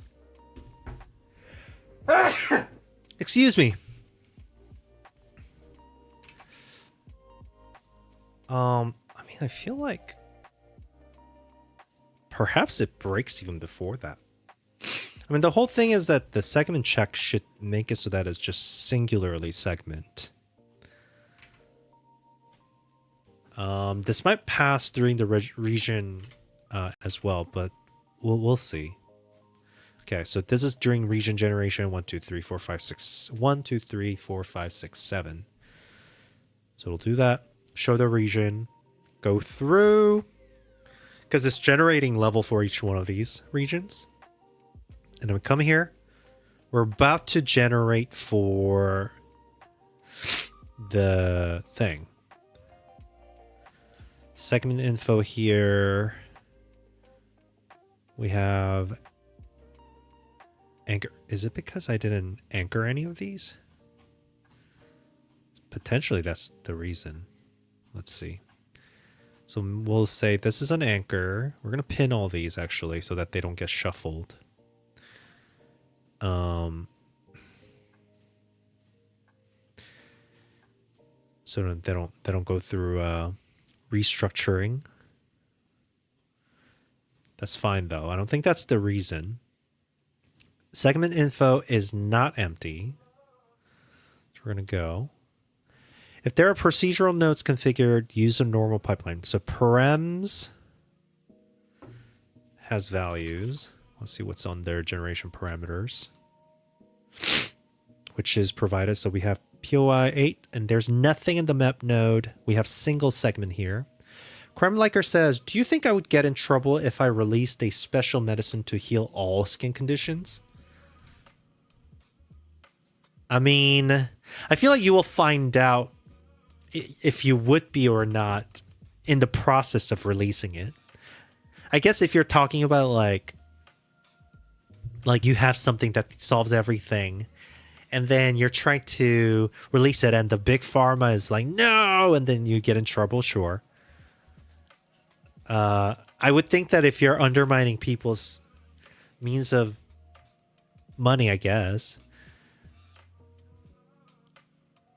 I don't know. That is a good question, though. So POI amount is greater than 0, yeah. And then map nodes is empty.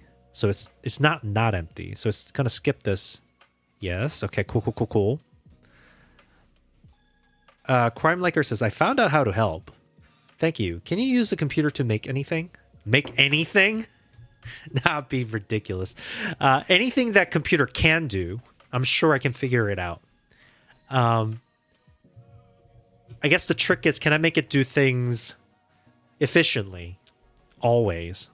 So for example, if I say, technically I can make the computer figure out any password in the world. That's a thing I can do. I can make a program that does that. Except the program might take million years to solve your password. I mean, like, it's not about can it do it. It's more of can it do it under a certain requirement, I guess. Crime Liker says, I have an idea for a good program. What about a calculator app where you can press a button and it flips the calculator upside down? like a phone app? Actually, honestly, I see what you're saying. Because you're like, look at this, right? You're showing you must be a car dealer. Because dealers do this a lot, right? Where they do the manual calculation. They go, okay, if you do the options, if you blah, blah, blah. And then you turn it around. It's like, this is it. This is the number. Like, that's their, like, little play, whatever. So that's what you're thinking, maybe. But you want to do it on your phone. So you don't have to, like, flip the phone. That might be a fun little app idea. Yeah, I could make that. That's a makeable. Let's see. Hold on. Segment info is not empty. We're going to come through here. Info segment. Info does have a segment. It grabs it. Not null.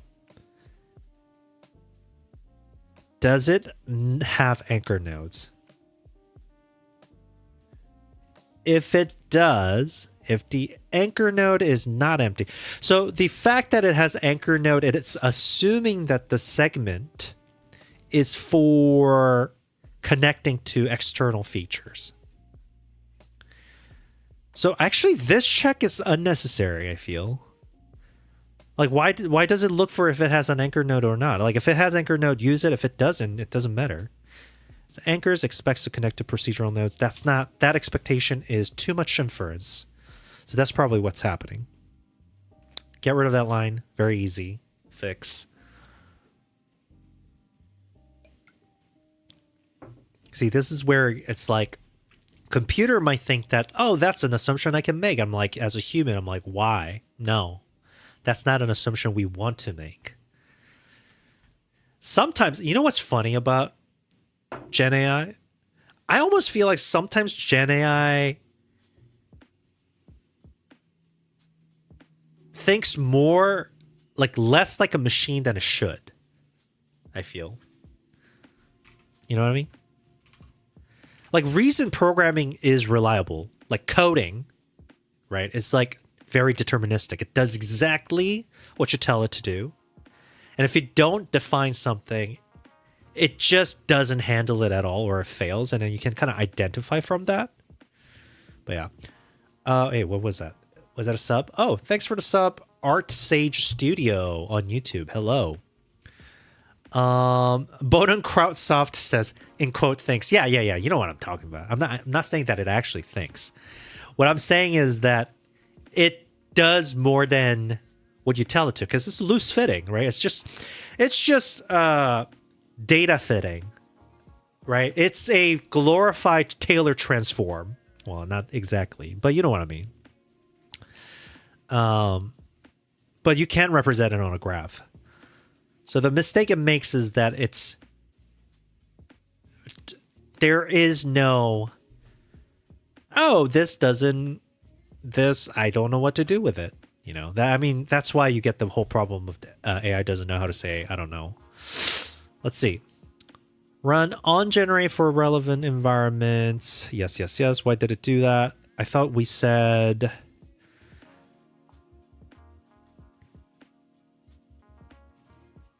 environment is empty. It should be empty. Why does it have a list of null?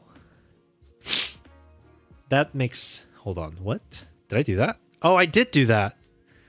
Okay. Empty. It should ignore it, technically. We should have a null check, so it doesn't break like that, but I guess it's what it is. All right. Just one error at a time. We're getting there.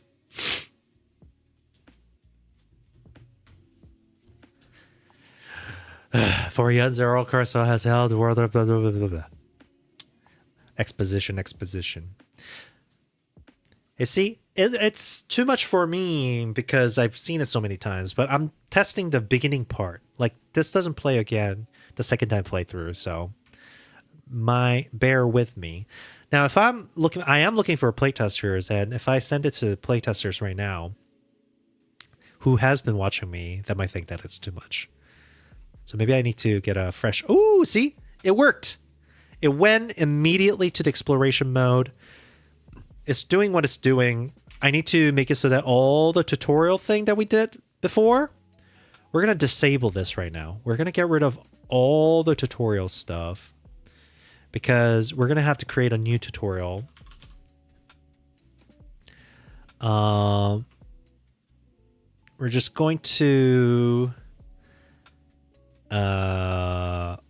comment out. I guess it might not like this. It might be like, oh, you can't do that, but I'm gonna have... See, if I could just be like, if true, return.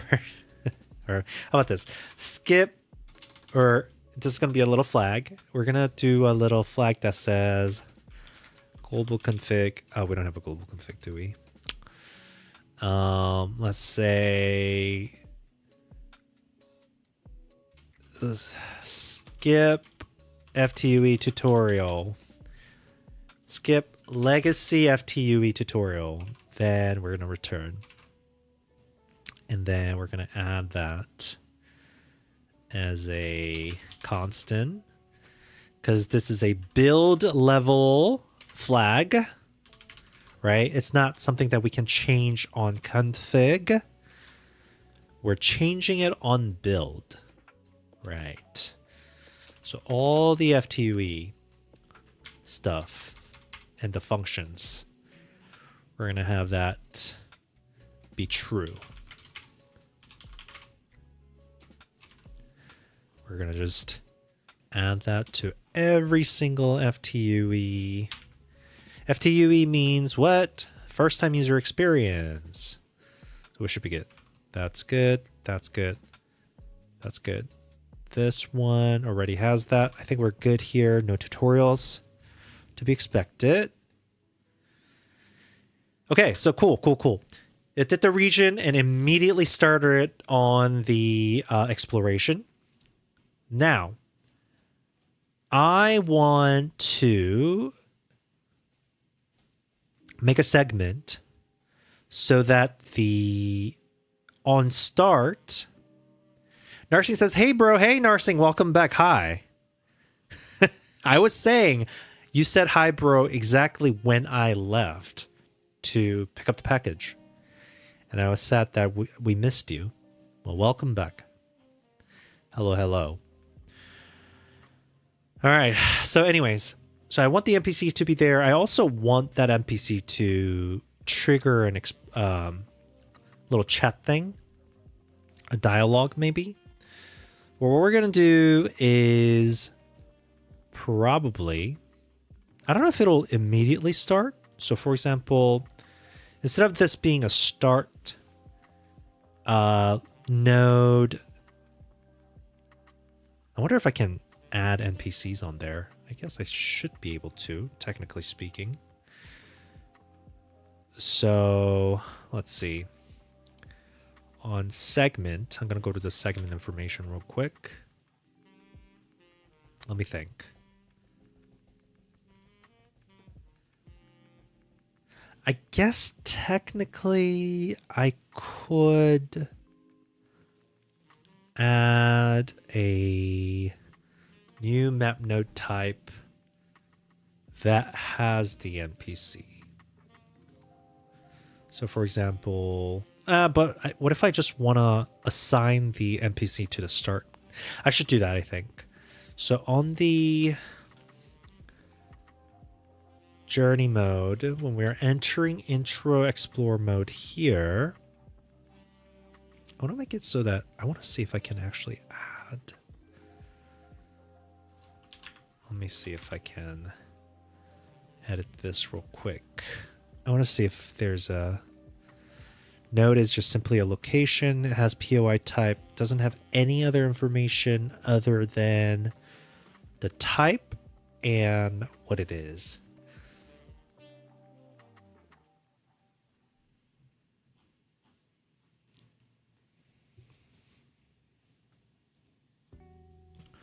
How should I implement this? Nursing says, building some 3D startup offline software, same like AutoCAD, and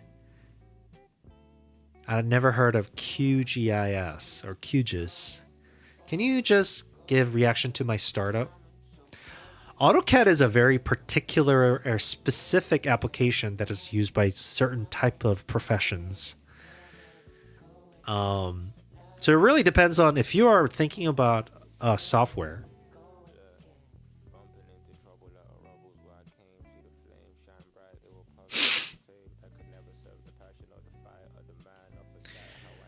AI flood simulation.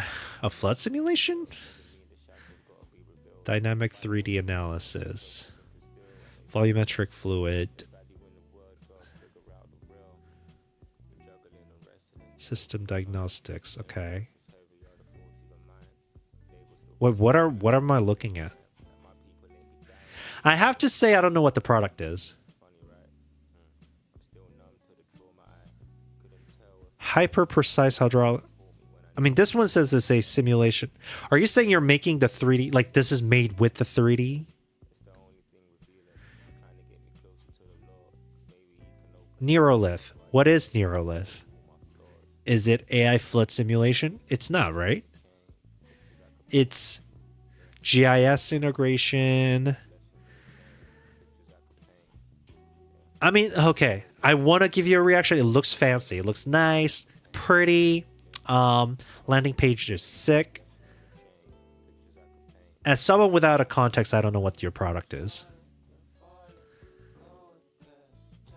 Flood simulation, not just 3D, but the physics engine for flood simulation for hydrologic engineering. I see. Very specific for engineering, for the purpose of flood simulation and hydrologic engineering. Great. That's your product, right? So as someone who makes product, as someone who is always searching for target audience, content maker, game maker, working in a big tech as a software engineer, you have to talk to your target audience. You're not trying to, well, I mean, it really depends. If you're trying to impress investors and that's your customer, which by the way, I mean, get your bag, but I have personal morality issue with such approach, but whatever. I'm not going to judge you for that. I'm just going to not be the person. Then maybe, even then you need to convince them with some BS. That page looks pretty, has information if you know the context, but does it grab the attention of the intended audience immediately and clearly?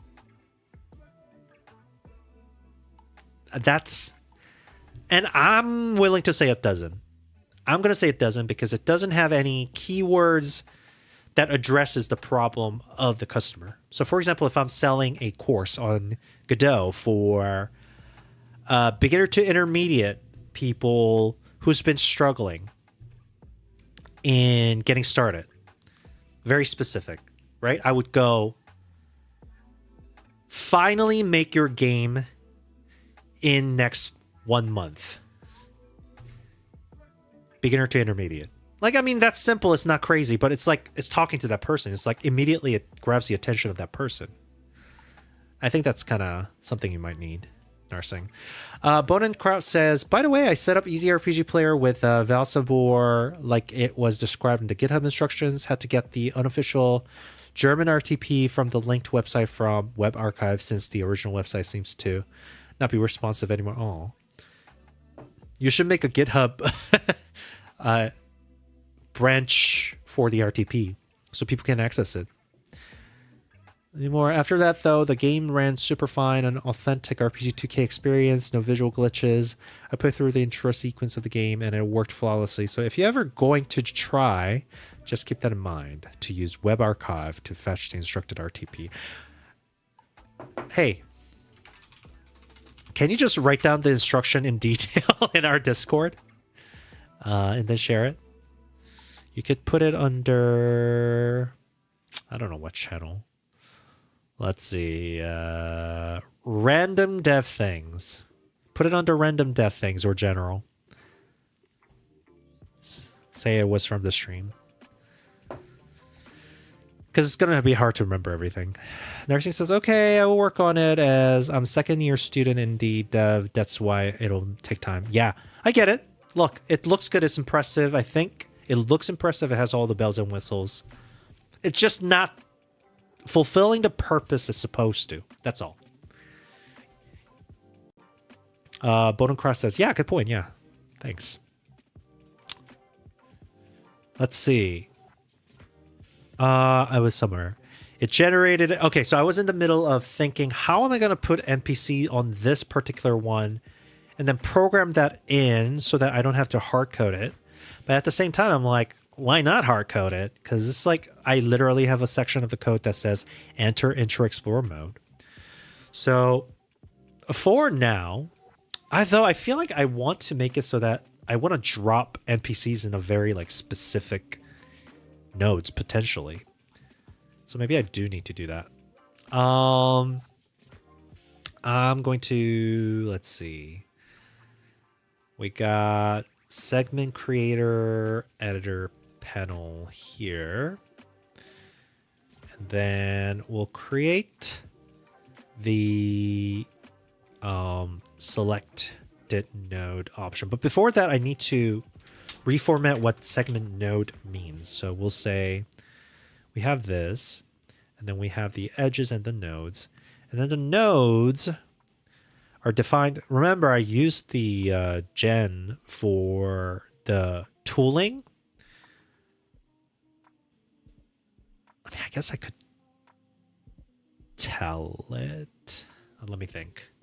All right, in order for this to work, if I'm actually going to tell the gen to fix it up, I'm going to have to define some things clearly so that it doesn't break, right?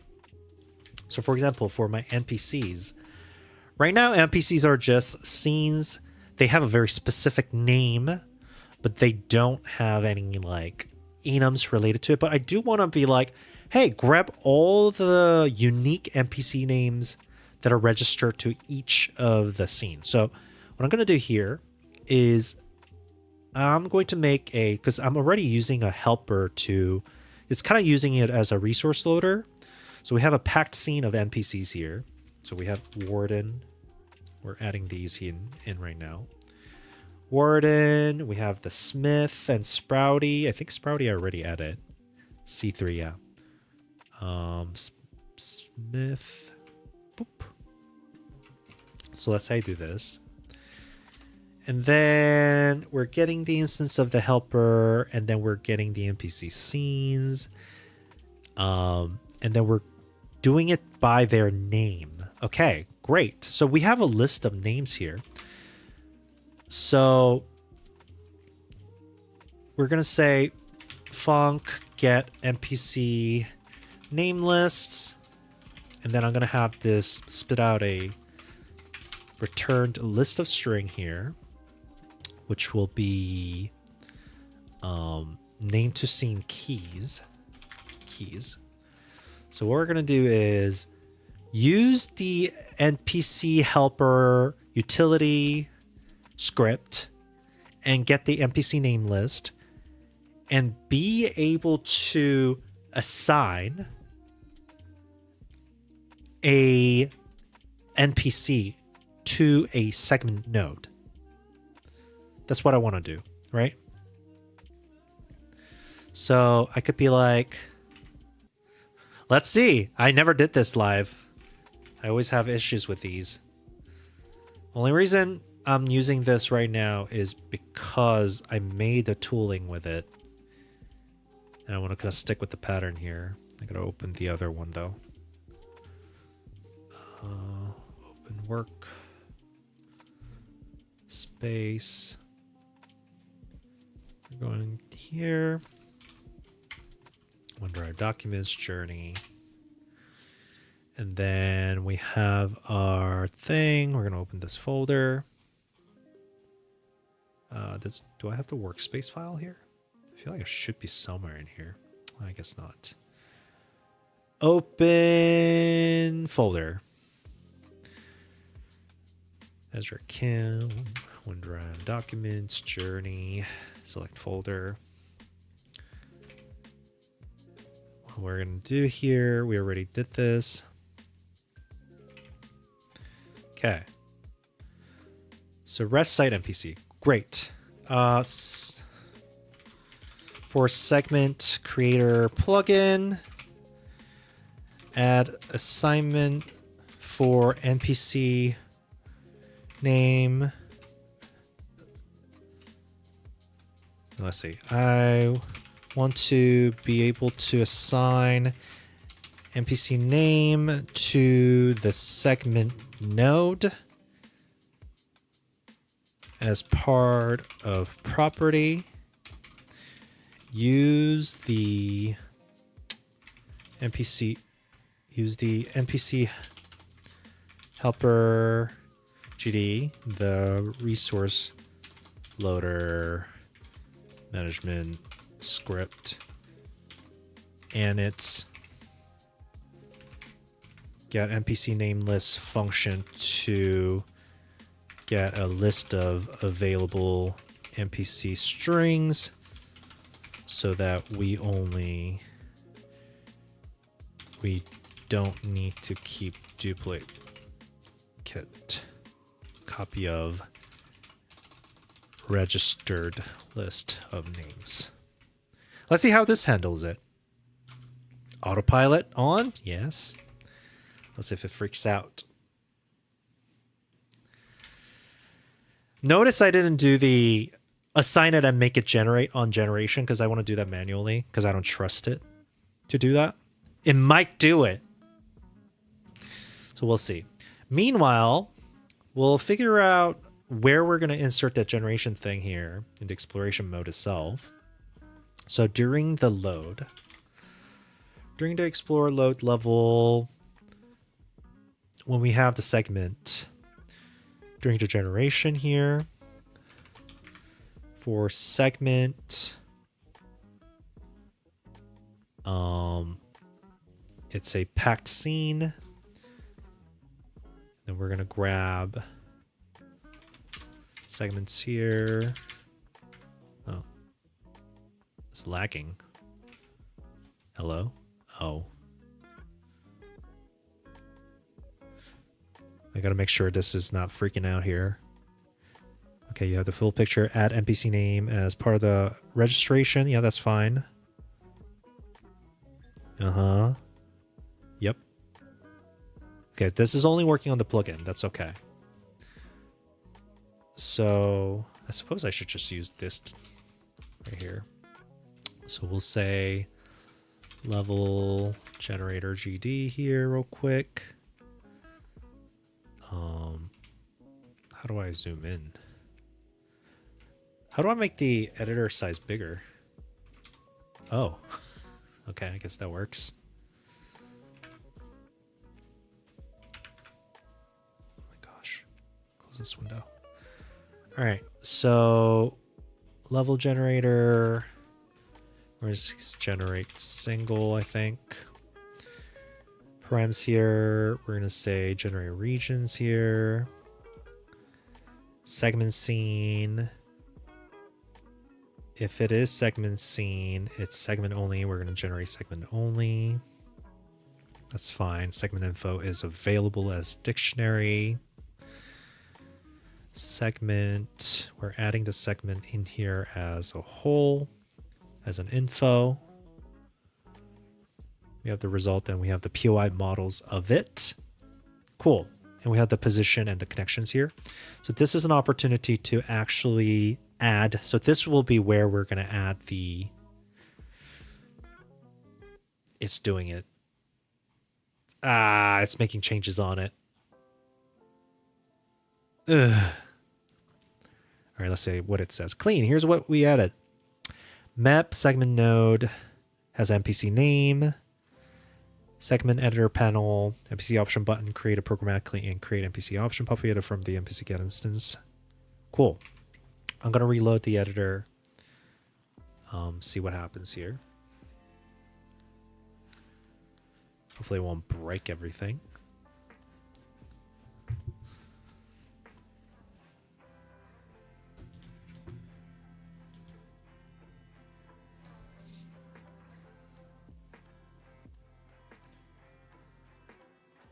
Okay.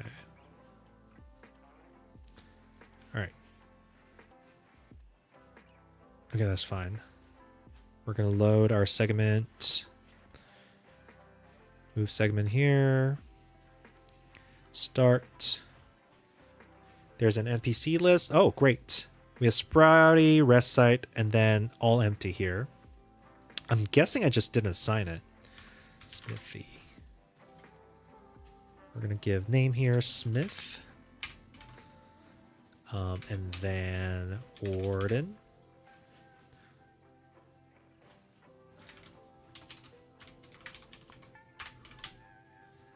Let's see if I need to reload the editor or not, if it just stays fresh.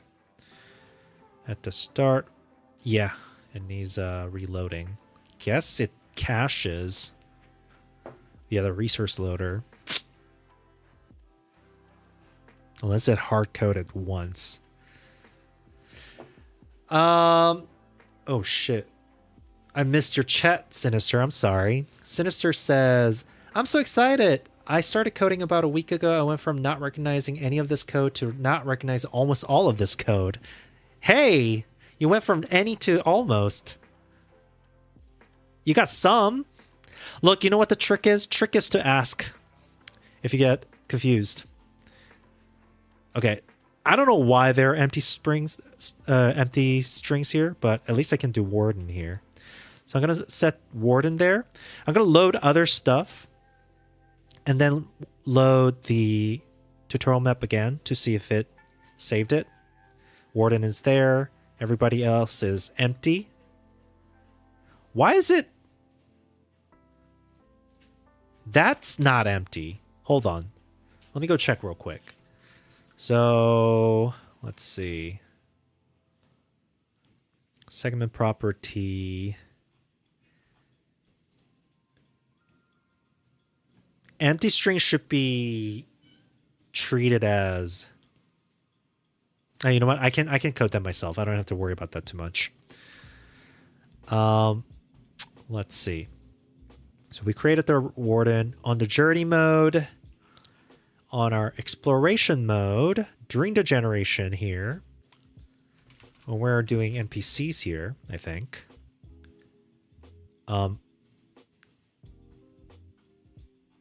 When we're dropping the instance of APC, I think it was a post process, if I'm not mistaken. But I do think that, where is it? We're making a POI model. I gotta think if I don't remember if POI model has NPC in there. Yeah, is a goal. POI type is revealed. Yeah, it doesn't have NPC information here. So I'm gonna var assign NPC here as string name. And I think the idea here is that I'm gonna. Oh, sorry, cat. Oh, I didn't know she was there. I almost stepped on.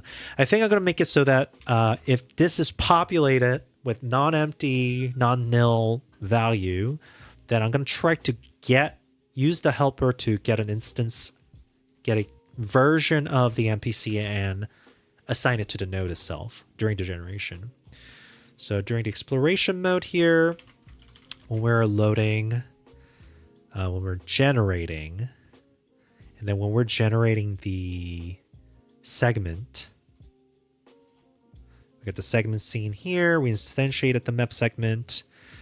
We got the anchor nodes, blah, blah, blah. All those are fine. If it is segment only, we're generating the segment only here. We get the segment here, and then we're instantiating the offset. Hey, Protoss. Long time no see. Hello, hello. Sinister says, I have been following the C# Players Guidebook. There's a Discord to help with it too. There are a lot of Discords out there. My personal favorite is, even if you're not from Seattle indie community, at least from where I'm from, because I'm Seattle, they have a pretty good community here. So Seattle indies, the Godot one is pretty good. They also have like the program specific thing, right? They have the code channel. People are very verbal out here. Also, there's the Godot Wall Jam community, and also what's it? Let's see. Godot itself community. So never short on community here. Okay, so we're instantiating all the segment segment instantiate segment offset. And then segment nodes are grabbed from the segment file sef. And for the segment nodes here, we're grabbing a POI model new. This one is requiring all of this. I'm going to assign the NPC name here. So we'll say, hey, POI. Assigned NPC name will equal to the segment nodes NPC name. Now, this should only happen if this is not empty or not nil. So we're going to say, hey, by default, this means it exists, right? It's true because it's not nil. And if it is not empty string, then we're going to try to assign the name here for the model itself. Cool. So that's going to assign the model with the NPC name. And then during the actual map node creation, now that the model has been generated, the connection has been generated, all of the appropriate property has been populated to the model, during the loading, right? So when we're loading this, we're going to, when we're generating the map node, boop, right here, map node, we created a map node and then added it based on the model. We're going to also generate, I think it's creating it from the, yeah, it's from the type. So over here, we're going to add the NPC generation here. So we're going to say assigned NPC, which will be NPC. And then we're going to get an NPC helper. What's going on here? Oh, it just Proto says hi. Sinister says, I'm using Unity. I need to get ready for bed. Glad I could catch a little bit of the stream. I'll catch you next time. All right. Thanks for stopping by, Sinister. And yeah, Unity's fine. I hope you are having a good time with that. Get NPC by name. And we're going to grab from the model itself, POI, assigned NPC name here. And of course, this is same check. If this exists and is not empty. Oops.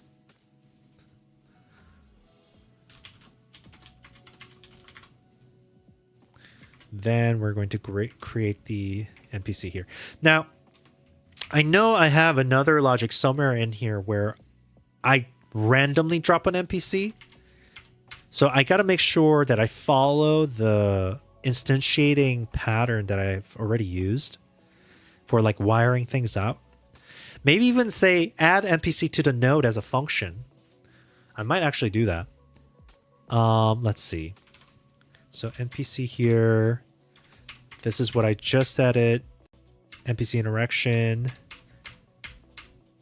Let's see. Process explorer or rival. When we're arriving onto the Explorer map, oh, right. Map node itself has some sort of NPC scene as part of it. Okay. That's right. And this gets instantiated on initialize. All right. So what I actually need to do is I need to do the NPC instance thing. So I might actually do like func register or place NPC as part of it, and then do whatever the init is doing. Johnny says, what are you currently working on? I'm currently working on a game called Through the Shatter, which is a roguelike adventure / strategy game that's based on graph search. You're exploring through the world via the graph, discovering and managing resources like provision and health, buying items, upgrades, exploration. In concept, it was supposed to be a minimal representation to give the full experience of the joy of discovery, lore, and exploration. So what is exploration game like with everything stripped down to its fundamentals? I mean, that was at least the concept of it. We made a lot of strides since we made the Steam page. So if you're interested, do go wishlist this game on Steam because it helps. Right now we're targeting first demo release, so it's going to have a bunch of regions, but we're working on getting that first free demo for the next fest, which I decided that I'm going to go for October Next Fest by June. So I want to start playtesting in June. I'm going to do marketing push, so like the short form videos on my main YouTube channel, devlogs, and all those things to start asking people to wishlist in preparation for October. That's what I'm doing. Bodar says, that's actually a cool concept, like the clicker game. Yeah, kind of like the clicker game. Like, I mean, clicker game is like strip down the concept of what fun and play is, right? Like that kind of stuff, randomization. What can we do? But basically, everything with like, you know, that feeling of like, I wonder what's over there. And then you go there and then you finally get there. You do some puzzle. There's some hidden secret and you get there. You access a thing and it reveals either a story, something hidden, something, that satisfaction that you get. That's kind of what I'm going for. But in the simplest mechanic form I can, given that, you know, I have limited time to work on this. So far, I mean, initially it was just a resource management game. So like you saw the graph, each node originally, because this was a game jam submission for Godot Jam,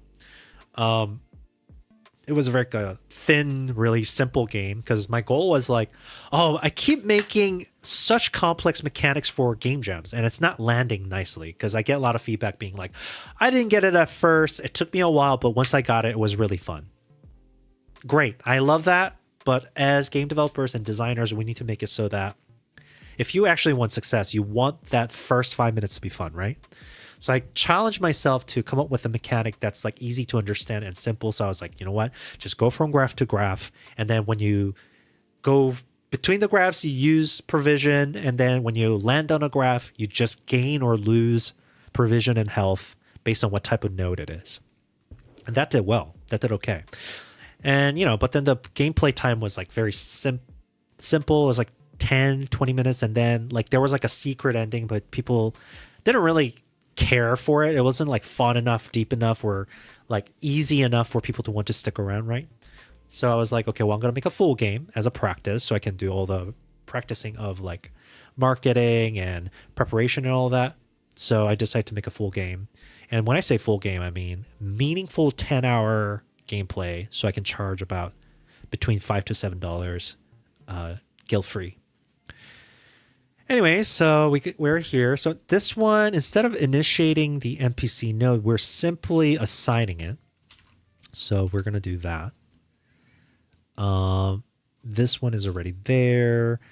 If it doesn't have a parent, we're going to add it here. Position will be on the NPC marker. Instance will be assigned. NPC will be initiated. Great.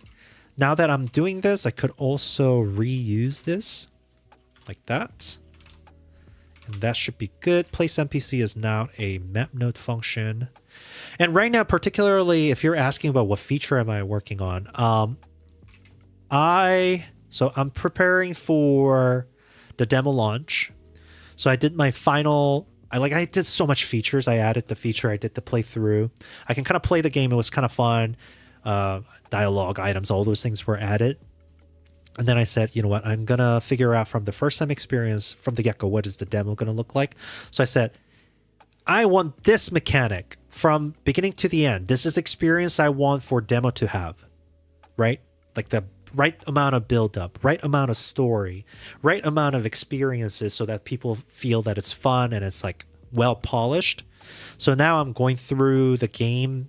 So I already have a bunch of systems in place to make the game. Now I'm adjusting the content. So I'm doing still coding because there are very specific particular thing I need to do. But basically this is a content polish run right now for the demo. Lebowski says, join! Oh my gosh, I should make that command. Discord. So we have a Discord channel. We share progress. Actually, our Discord channel is pretty interesting. We have people that share their game progress weekly on our My Game Progress. I update mine every now and then. By the way, this is the generation from the game. I updated it so that it does this like forest and mountain range generation. I like it. The concept was I wanted to look like a little drawing on a map, like the little Lord of the Ring thing. But yeah, come join the Discord. I will make, and also I make stream and content announcement in an announcement channel. So make sure you do your role thing so that you get the right notification. And I'll probably do anyways, you're gonna playtesters is probably playtester. I'll make an announcement, but it's going to be available for public to play the demo version of the game in June. End of June is my goal right now. So I'm running pretty hard.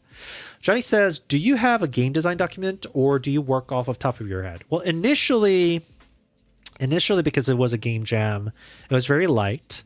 However, I do like doing these like rough game document. I like to focus on the core feeling of the game. So like, what is the experience that defines this game? So it's like, and it's not like deck builder or like something wide like that. It's more like focus on the feeling. For example, I might say something like, for example, if I was looking at Celeste, if I was designing Celeste, I would be like, feeling of challenges and fun of rock climbing, as in studying what's before me, trying to execute it, failing over and over again, making slow improvements, and then finally getting it. And then having an extra challenge to push myself. That would be my Celeste feel design, right? So that's what I was doing with this as well, of like, okay, well, simply provision thing, but the strategy of exploration, what's around the corner, strategizing, and having a important decision between going left or right, being critical, always having some sort of like strategy overlook, and then there being a mystery in the story where the second time run, third time run is feeling unique. One of the main gimmicky concept that I'm working on right now is, so when the game starts right now, it starts with this story right here, which is the crystal that's fracturing, right? I'll show you the little thing. I'll do the introduction since there are new people here in the chat. You know, the crystal descends and the story plays. For eons, the world crystal has held our world in perfect, unchanged stillness. The prophecy warns that a single destined choice will change that, shattering our reality into 1,000 fractured paths. Typical sounding, nothing crazy. Almost sounds like Dark Crystal, doesn't it? And it waits for player to click on the crystal. It doesn't progress. So I'm going to click on it. It shatters the crystal, and then the game starts. But the idea is, and you guys get a special privilege behind the scene of the story, because I want the players to find this out naturally within forums. So try not to spoil it for other people. But you know how in like RPG games, like Baldur's Gate, obviously, or any other RPG games, a lot of the times there are concept of changing the story of the world via the dialogue decision, right? The decisions that the player make to be either evil or good impacts the world in a very like meaningful way. That's a typically done. Some do it really well, some do it really bad. Doesn't matter. There's all kinds of wave of things. But instead of player directly impacting the world that way, I thought it would be interesting if when the crystal broke, so it's kind of like, if you are familiar with like Marvel's Loki, the TV series, in some ways it's like having a one true timeline that somebody was basically assigning. So imagine there is only one timeline and one reality that can happen in the world. The moment player comes into the game world and breaks the crystal, the NPCs that were in a critical moment. So for example, if they are like, should I ask this person out or not? Or the person was like, should I go for this job or not? Or like, should I donate this resource to this person or not? If they were making those choices, these NPCs would randomly decide a choice, a resulting choice at the moment of crystal breaking. So every player, every run through who starts the game, they will see a different world. It won't be obvious until at the end of the game, you bring the crystal back.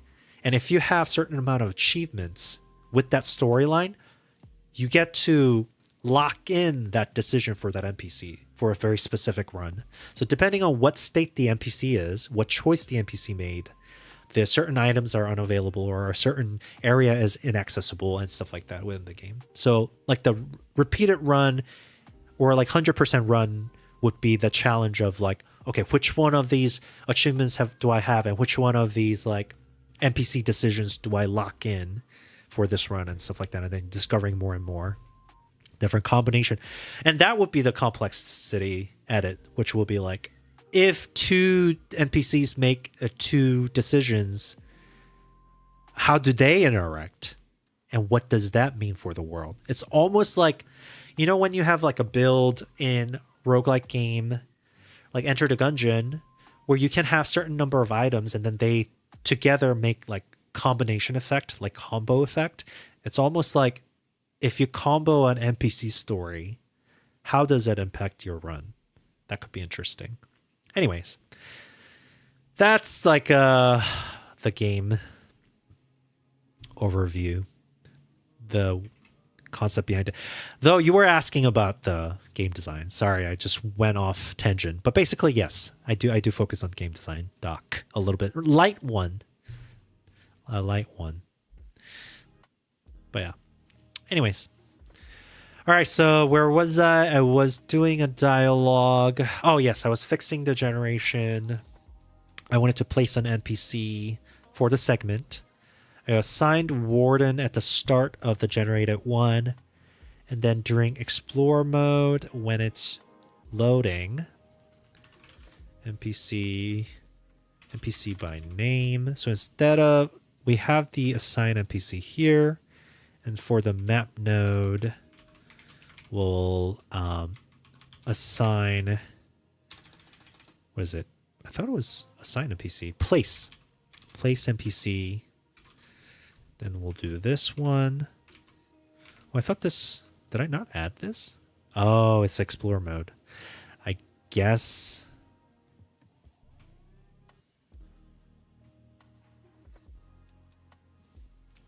I have to check if it is. This might yell at me. Could be explore node. Jeez. Explore map node. Place NPC here. I'm just simply placing it.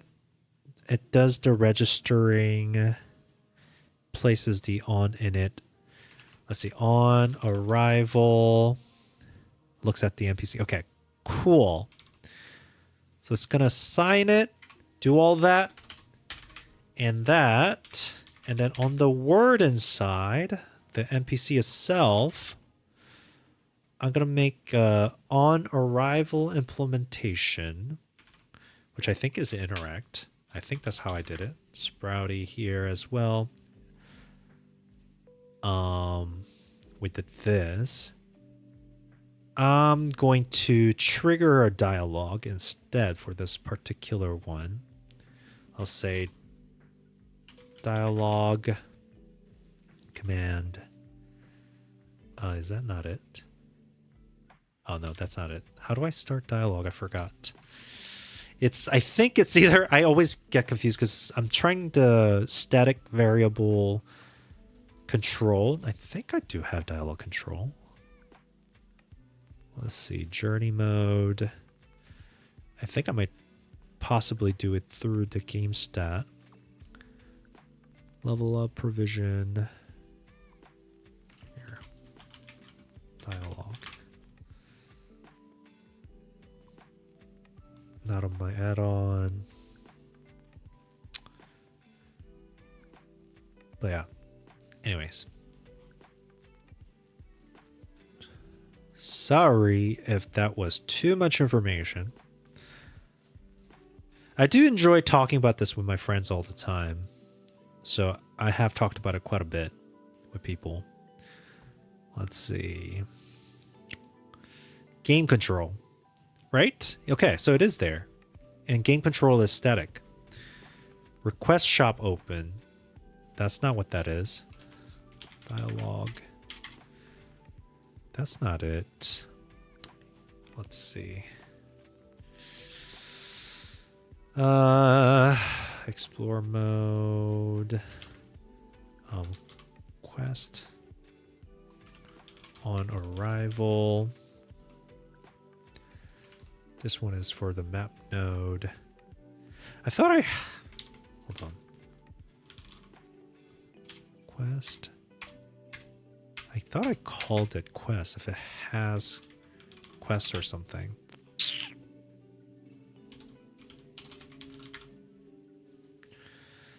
This project has gotten too big, and I've been taking too much breaks in between that. Like starting to lose my sense of how I made things.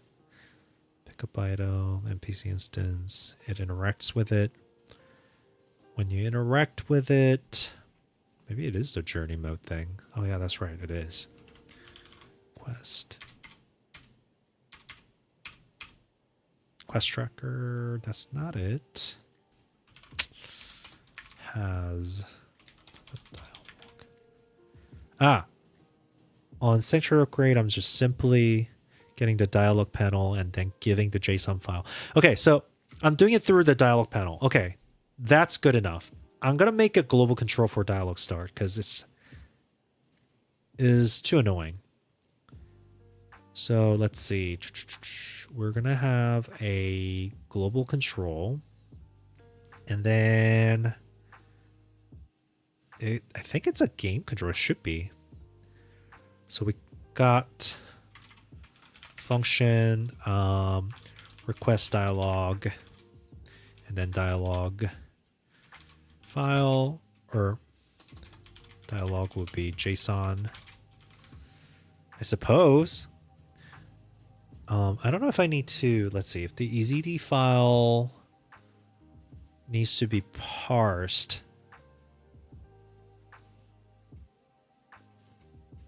I think it could be variant here. It can be JSON or the EZD file, I think. And that will just simply mean we're going to have the dialog panel.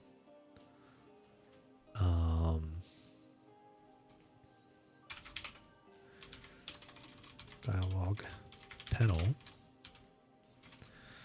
Then we're just simply going to start. Right? Dialog panel, start, and takes the JSON file. Hey, Merlin's back. Hello. Hi. Bodar says, this is where AI could help. I've seen what my brother does with it. Okay, I'm in a place where I am right now. Okay, I'll tell you this. I haven't used AI for the longest time, and then I use it just for like a little bit of it. And it was good until I need to get specific now. So reason I got lost in my own code right now, where I'm relearning some of the things I've written, is because it's just similar enough to what I wrote that it's like I can remember. But then it's very different because the AI did the cleanup. So that's what this is the problem with me right now. Yes, AI could help, and it has helped me. But the problem is that when the project gets really, really big, and then you lost context of all the code in it, then you're kind of stuck with using AI unless you take time to actually learn what has happened. But it's true. You can do a lot with it. I'm not going to lie about that. But it's not reliable for prod. For example, I used AI to make internal tooling like this, right? The generation viewer and the segment creator, because it's like it's just facing me, and it's like detached from the main game enough that it's not going to impact it. However, more and more I'm realizing like changing a small part or like fixing small things that would be much faster if I did it manually, if I knew the full context of the code itself, becomes more arduous and costly because I've decided to use AI for some part of it. And so, that's a real thing that you need to consider. I mean, it's really great if I didn't own the code and I was working it for somebody else, but that's what I'm experiencing. Johnny says, oh, cool. So the meta progression is not only learning how the main game loop works, but also learning about the way the NPCs function and using that knowledge to craft future runs. Yes, that's exactly what I'm talking about. Isn't it exciting? I think just imagining what that game experience feels like is kind of super exciting for me. Notary says, bro, I'm on crisis. My new PC build doesn't turn on at all, I swear. Oh, I'm sorry. That sucks. Make sure all the connect. You know what's funny? Did you build it yourself or somebody else? Because if you get the service, sometimes the wires and connections are just like not secure enough that you just kind of need to press in. Merlin says, I use AI for SLS, Second Life scripts. I don't know what that means. Sorry. Okay, here. I have been the biggest AI quote unquote hater. Not really. I'm a AI realist in that I've been doing software engineering for like, I don't know, 17 years now. A long time. I'm an old man, by the way. I don't know if you can tell or not. I used to look younger. I worked as a software engineer at Amazon for like 6 years, 7 years. And then I worked at Google for 3 years.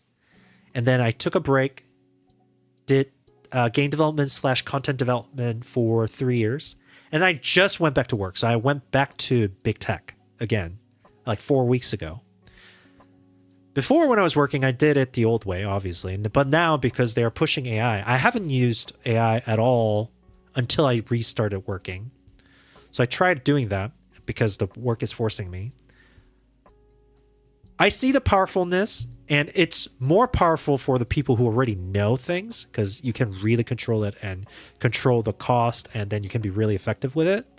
But there are a lot of side effects that I don't like about it. And that side effect is not only quality and trustworthiness of everything. It's a lot. It's a lot of things. There's tech debt.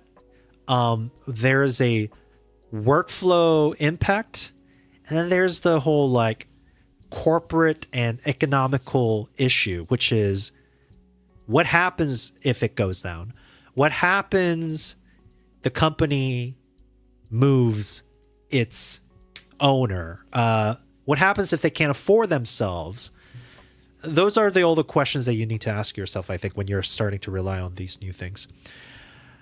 No Charge says, I'm on YouTube. I came from there. Wait, ads. I'm here now. I checked everything. Could on SSD NVMe not securely put in due to its shortage? Well, hold on. Did you get it built? That's what I'm asking. If you built it yourself, I don't think you would have a problem. Bodar says, I can't code. Claude AI helps me to bring my game to live, which is awesome for a 37-year-old guy like me. That is awesome. I am all for lower barrier of entry for a lot of people. I mean, that's what YouTube did. I don't hate YouTube, right, for that. YouTube made it so that ordinary people can put themselves out there. Social media did a lot of those things, but just like any other tools and technology, it's very easy to poison yourself, and you got to be careful with that. No Try says, I built it myself, but it's my second PC. After the first one, which is this one I'm typing on, works. Yeah, I don't know. If you've built it yourself, I find it hard to believe that you didn't connect everything. It could be connection. Another main thing that people forget is the power supply and its wattage. Just not enough power for the kind of the graphic cards and hardware that you guys are using. But I feel like you would have considered that. Merlin says, AI helped me measure dark matter. Oh my gosh, that's awesome. You changed the world. Johnny says, my experience with AI is that I can analyze, review code, and debug. I've written pretty well, but generating code for a project leads to spaghetti and horrible. Yes, I've tried that. Terrible for a greenfield project. Great for manipulating already existing stuff. Also in small increments. More code you have, more it tries to follow the pattern of what's already there, so it's like a little bit better. But test framework is a must. That's why I made a GDScript headless testing framework for all my projects recently. Because otherwise, AI will just go, it works. Oh, I'm done. And I'm like, it doesn't run, guys. Dude. And then that's why I gotta make sure here's a test framework. Understand the test framework. Here's an example of the test. Make a test that does this. Make a test that does that. Can you make it so that it's resilient to blah, blah, blah? And then, it will then run the test to verify, and then it will have some understanding without the context. The context of, so it's like, it's funny because like we're talking about like the future of AI, and a lot of the AI tooling's development and their improvement is in understanding context.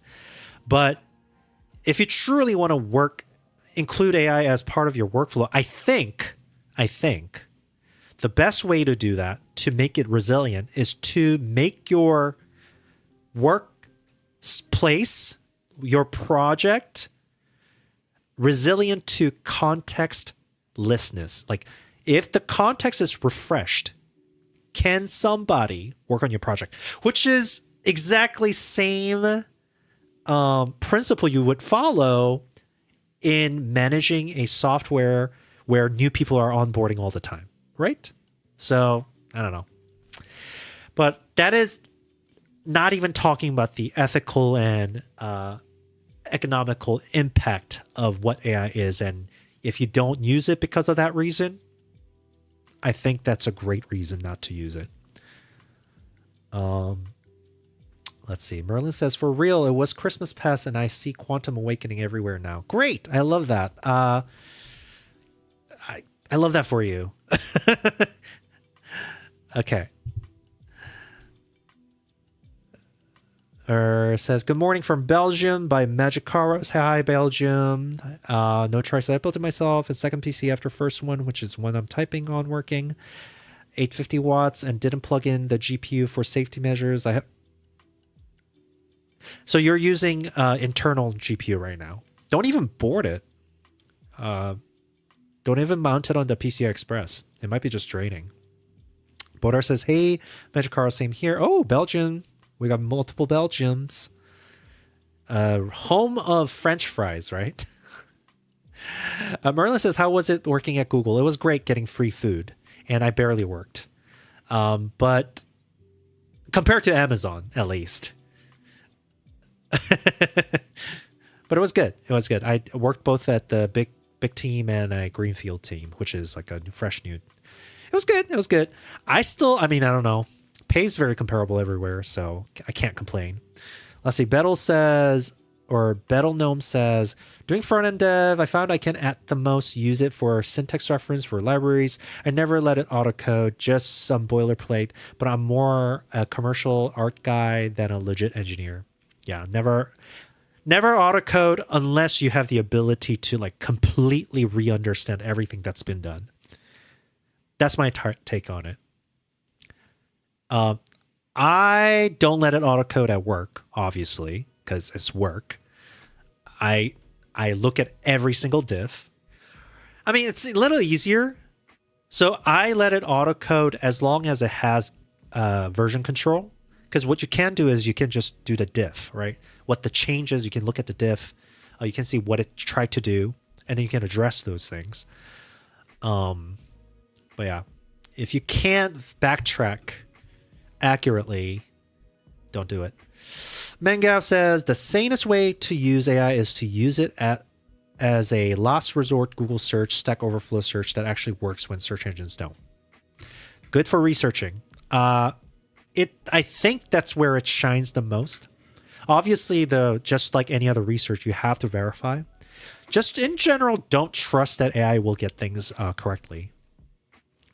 You always have to double check, especially if it's an information that you have no context of.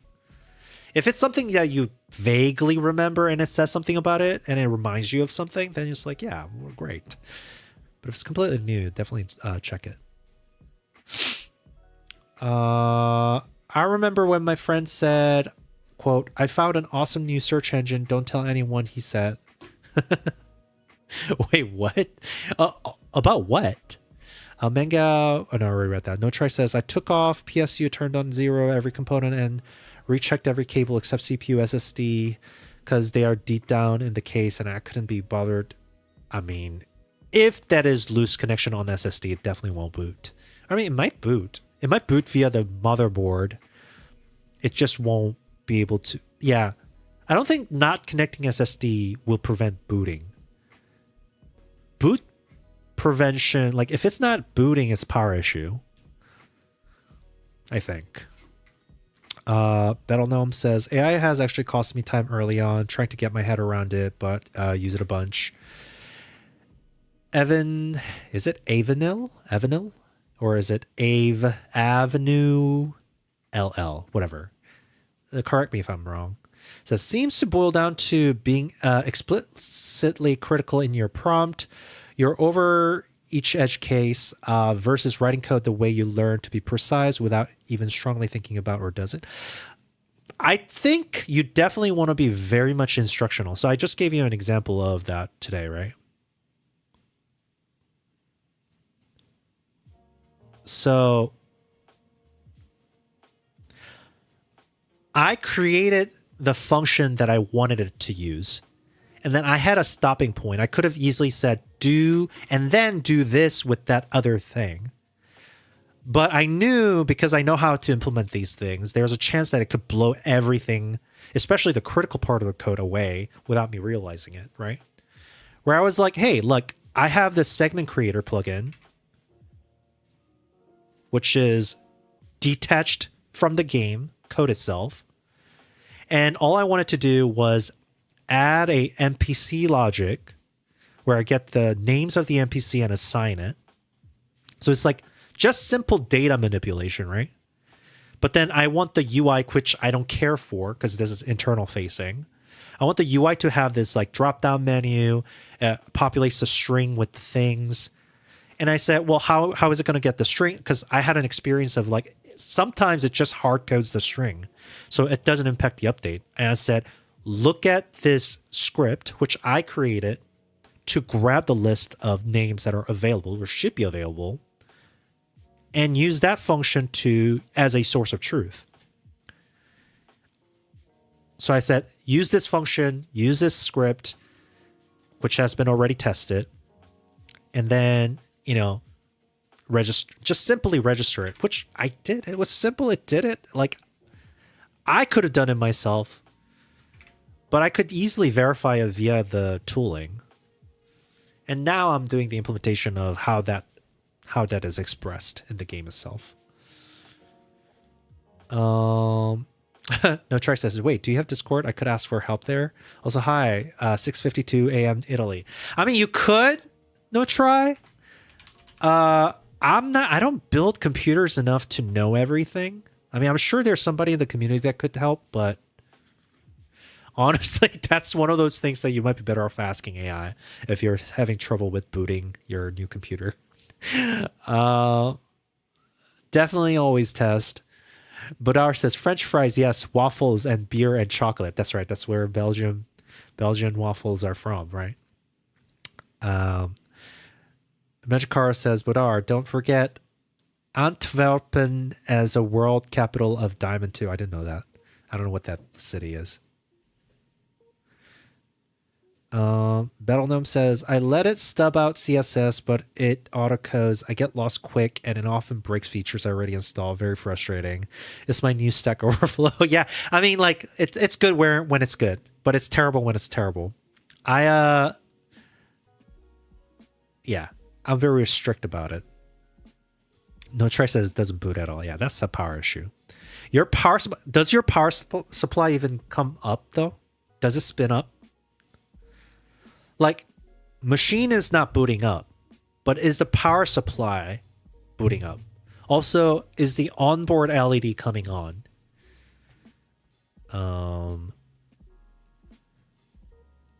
Let's see. Merlin says he was saying he found Google way back and said, don't tell anyone. Oh. Why don't tell anyone? Why are you? It's just such a strange thing to gatekeep. Hey, dude, I found out search engine is so good. Don't tell anyone. Why? It doesn't make it slow. Like, why? What is the reason behind that? So that you look like you're the smartest? I don't know. That's weird. No tries to ask ChatGPT. I'm not trusting it enough, though. I'm sorry. Godot says hi. Hi, Godot. Long time no see. Hello. As usual with our chats, we're back into the deep conversation of AI and software engineering, apparently. I don't know. I can't never get away from it. It's always a topic these days. Ugh. but it's okay. We can be reasonable at this. One of these says AI has helped pivot into data engineering by helping me focus where my skills were lacking and coming up with projects homework to reinforce them. I'd like to use it for the kind of work pointing me in direction then I still have to learn myself. Yeah, for sure. I mean, that's the best way to do it. As I said before, the biggest concern, well, I mean, we know for a fact that it's mathematically impossible to be 100% correct. I mean, it could be, it's actually, I shouldn't say that because that's like a really haughty thing to say, right? It's like really a presumptive to say it will never be 100%. But by the definition, it's not supposed to be 100%, right? Because machine learning, LLM is a language-based neural network based on the sample, and it can't fit the sample predictively 100%. So for example, if I say, I give it a sample saying, Mary had a little lamb, right? So if I write M, it's going to guess A, it's going to guess R, it's going to guess Y, it's going to guess space, right? That's how it works. But if it guesses A every time I type M, it would be wrong, right? Would you say that is my intention of writing Mary had a little lamb and I wrote M and it didn't guess Mary had a little lamb? Would that be considered wrong or right? Because according to the data that it consumed, it should guess Mary had a little lamb with M. It didn't. So that, I mean, like that's the whole premise of it. Now, of course, they have a context, bigger context it has, more likely that it'll guess what the next letter is, blah, blah, blah. But because of that, you don't want to super fit it to the data. You want it to be loosely fit to absorb all these other parameters to guess the next thing. So by definition of what it does is a graph fitting exercise on parameter. So yeah, that's one thing. So it'll never be 100% accurate. It'll be very good. It'll make mistakes, but people make mistakes too, whatever. The second thing is all these AI models and trained execution of it is owned by a company and is run by power and chips. Costs money to run it. Costs a lot of money to run it. So the question comes to, is it actually affordable enough to justify using it for what we're using while costing what it costs? That's not, as a consumer, we don't care about that. That's a business runner's question. Now, a business runner has to answer the question of, can I give it to the people who want it for what the way they want to use it at the cost I'm spending to justify a business model? No? Then what do? You got to raise the price. We got to gain more money. We got to promise more future, right? What's the limit? Let's say it costs so much that all of the resources in the world can't justify it. I mean, obviously it may not be true, but I'm saying like, then you still have to keep increasing the cost to match that spending, but everybody has a price cutoff. For example, if you guys are using your tokens, you have a limit to how much you are willing to pay for what it is, right? Would you pay $1,000 a month for your usage? I feel like most people would say no, unless you're like a huge business leader. But like individual owner, I don't think would pay $1,000 for an AI service. Maybe in the future where the money is cheaper, but you know, that's a different question. So I feel like you have to consider that because like company has to make that choice. And if that choice can't be made, so like they can't be like, oh, nobody's using it, so I have to make it cheap. So they're going to come up with ways to make it cheaper to run, obviously. That's the only way for them to do it, I feel, but you know. And let's say, worst case scenario, let's say business says, oh, let's say Anthropic, Claude says, okay, we're out of investors. Our stock is crashing when they go public. because we can't make any money. We promise investors a great return in future, but investors' money, I've used all of it. We need to find new investors, but we can't because we can't make money. What do I do with the company? Sell it? I mean, that's usually what happens, right? So let's say Amazon or like Google or big company with a lot of like money from other marketplace buys it, right? Like, I don't know. That's what Elon Musk does, right? Elon Musk buys it with the Tesla money or whatever, Amazon money, retail money, buys whatever. Is rerouting earning from one marketplace to other. That's stopgap. They have a limit to running it, right? So I don't know. Until we see the real book value, I don't think you should. I mean, yeah, use it right now while it's cheap. But don't use it like it's going to be around forever.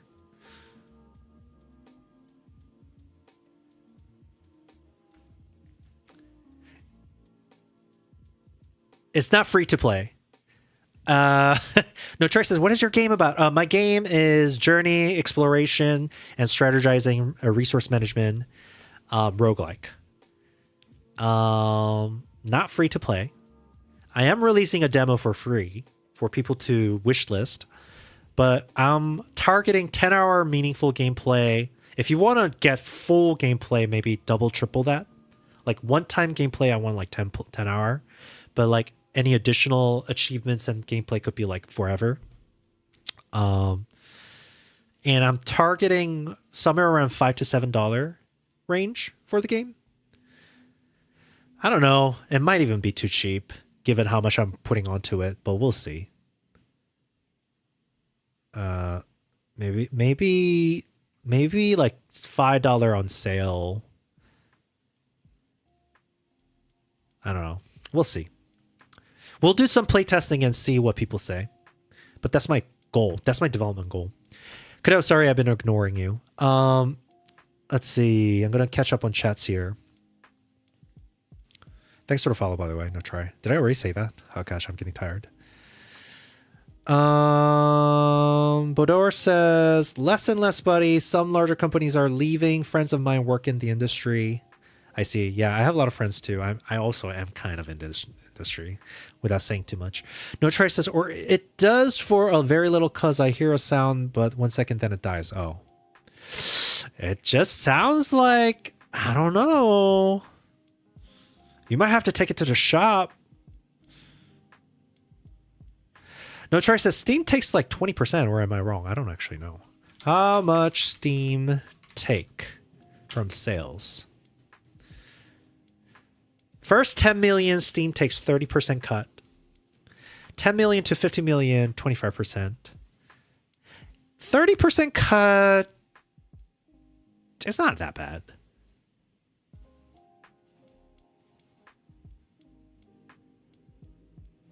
Yeah, you know, whatever. 30% cut is fine.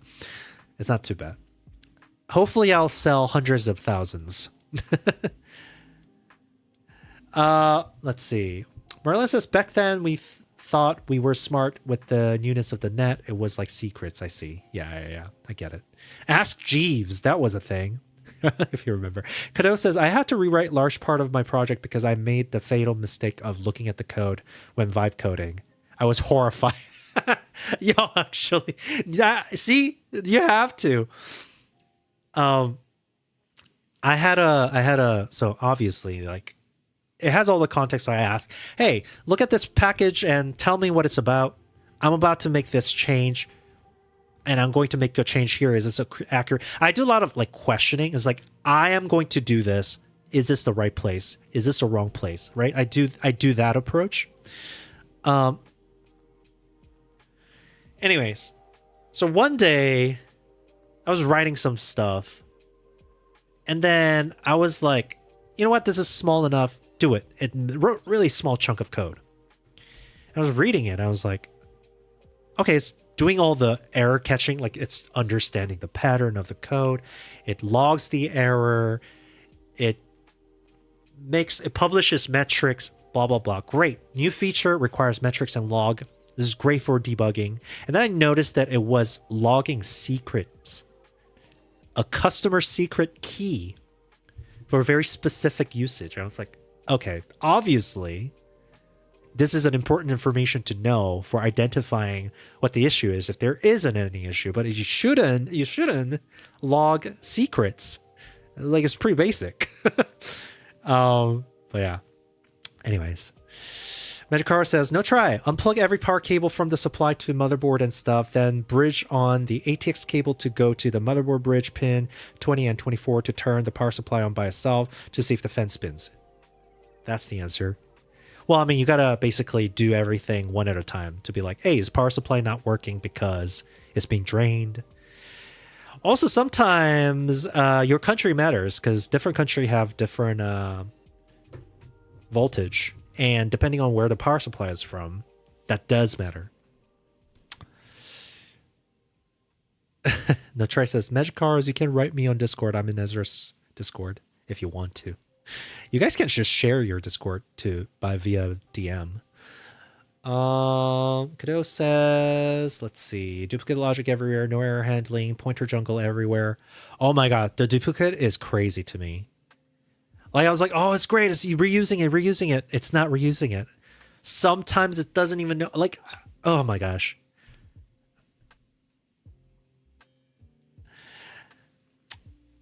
Yeah.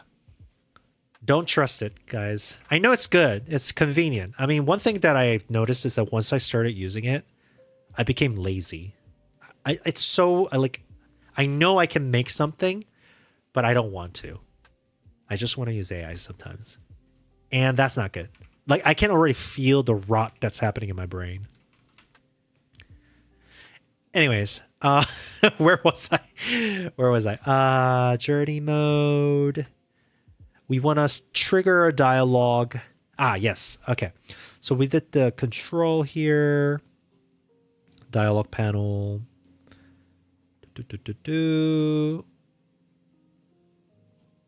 Canvas. Dialogue panel. Somewhere in here. Ah, here it is. And it starts with the JSON file. Start dialogue. Load dialogue here. So it does the type checking here. So I don't actually need to... unfortunately, I can't do multi-typing here. I can't even overload. That's not a thing that GDScript can do. So I'm going to have to get rid of the types on the dialog panel itself. So we're going to do dialog panel here. For the dialog panel code, we're going to get rid of the JSON so it doesn't yell at me. It'll just be dialog resource, which gets passed in. And then that will be used by the run control or game control. Something control. I think it was game control. Yes. Dial panel. And then the dialog is not going to have a type. And then this one, request dialog, will get called by on interact.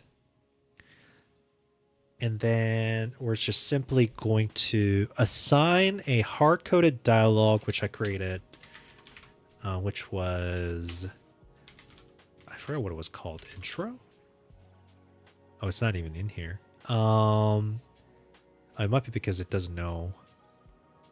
You know what I hate about sometimes the file?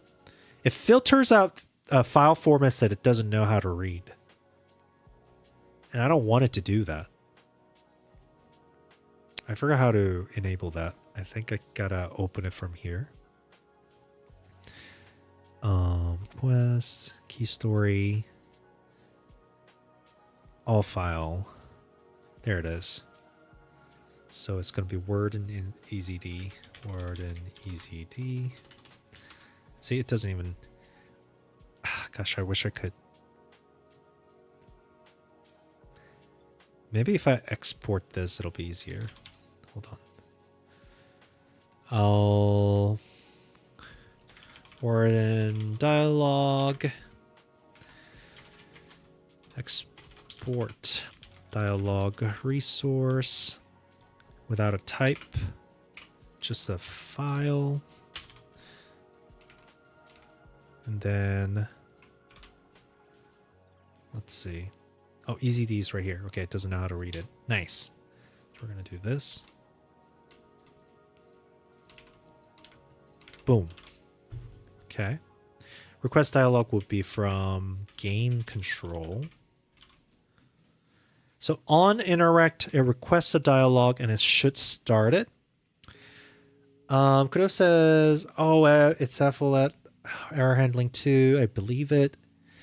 Also, no try says, it's like when in school I used to Google or Wikipedia to test and teacher told me to read books. Outdated. You know, it'll get better, but once again, even for Wikipedia and internet, we don't.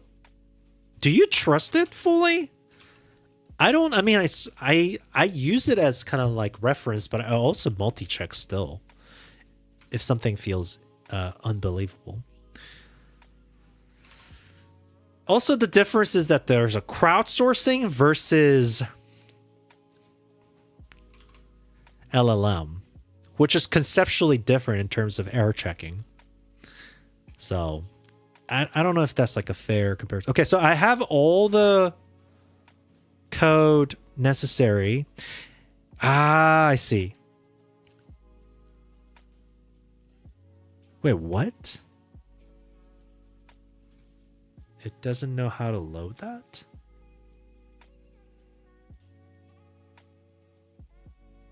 Why do you care? Just load it. It's just a text file.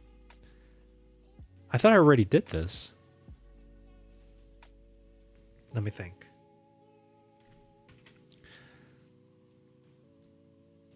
You know what? I'll see. Godot or GDScript load resource with custom extension as text.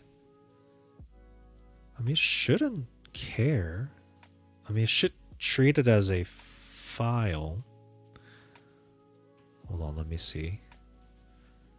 We load it. Dialog, either JSON string or resource. Resource that ends in EZD. How do I load?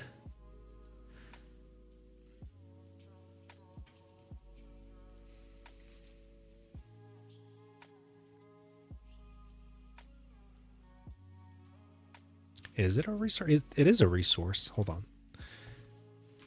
GDScript load custom resource. To load custom resource GDScript, you primarily use load or preload. But it's TRES or what? I feel like I've done this before, so I don't know why it's breaking. Avon? Sorry, you never corrected me, so I don't know. So I don't trust any singular source anymore. I pick multiple ones and then cross-reference if any information is valid or became obsolete. Yeah. I mean, like, this was always true. Even, like, we had issues with books being absolute source of truth. Shouldn't. News being absolute source of truth. Shouldn't. That's why people get manipulated. Religion being absolute source of truth. Like, it's just critical thinking, multiple references, lessons, and healthy doubts. Don't be a conspiracy theorist, obviously. Don't be, like, overburdened by this, but you definitely need it. Avon is fine. Okay, great. But yeah, and things go out of date all the time, as you said. It's true. All right. Preload file has no resource loader. I think, hold on. Was it, can I load as a resource? This is the pretty bad downside to having a custom file type. I wonder if I Well, I guess I'll have to... We'll have to do resource loader load. I think you can do that. String path. Type hint. I'm not sure what I can't. An optional type hint can be used to further specify resource type that should be handled by resource format loader.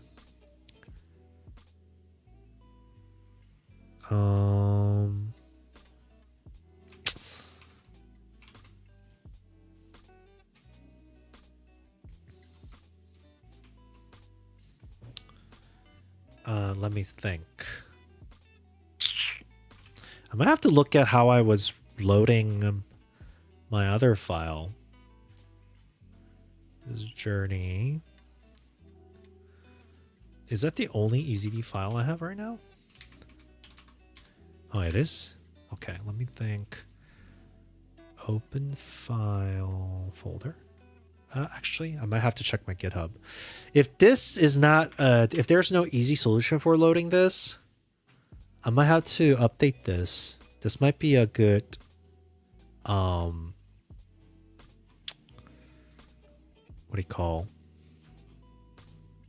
Testing. Let's see. Syntax. EZD format. Plain text format, yep. Load it. Runtime via, yep. Doesn't seem like it's possible that I didn't really write this down correctly. This is, let's see, dialogue. We have JSON file. Ah, my example only uses JSON file. Oh, loading. Oh, here it is. Oh, you just provide the resource path.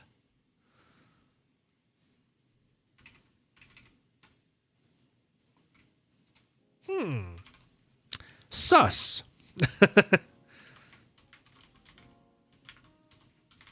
Okay.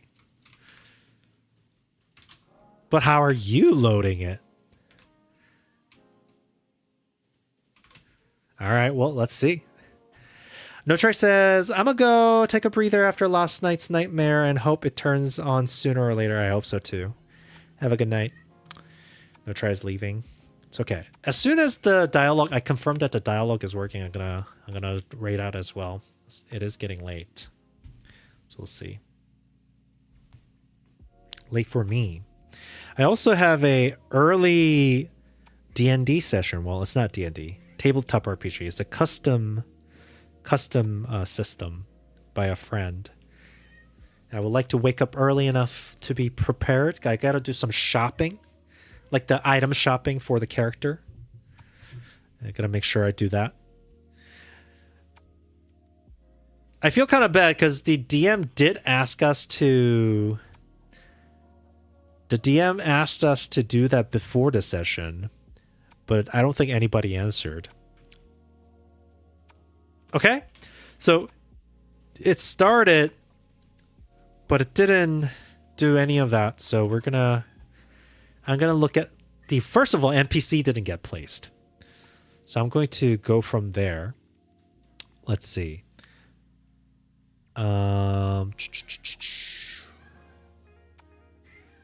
Oh my goodness.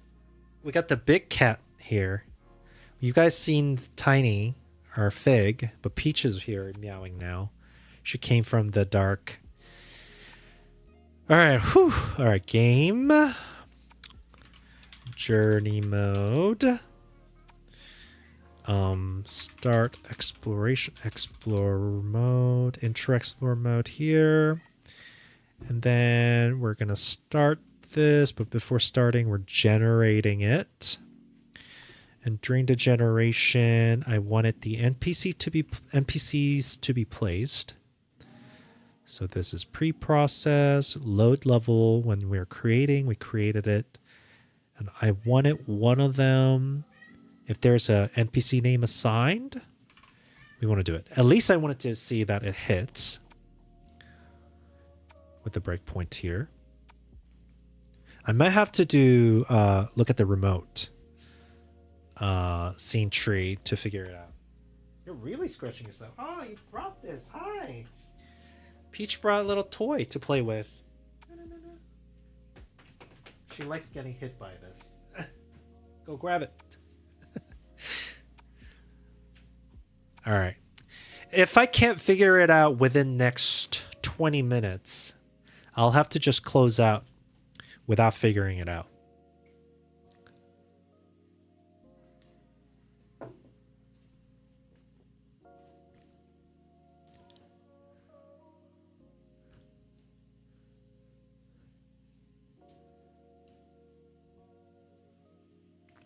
Oh, it didn't hit this at all. What are you? Hey, leave it. Oh my gosh, she almost turned off the computer. Okay, so it didn't do that. That means the assigned NPC name on the POI model didn't happen. Why? Let me look at the segment.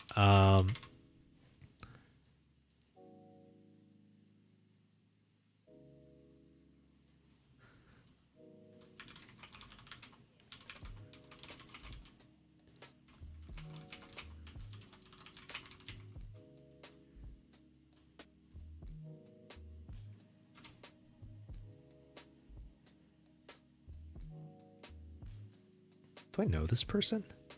Somebody just messaged me on Discord, and I don't know this person, but they're talking like they've known me. I'm like, do I know this person? Anyways, let's see.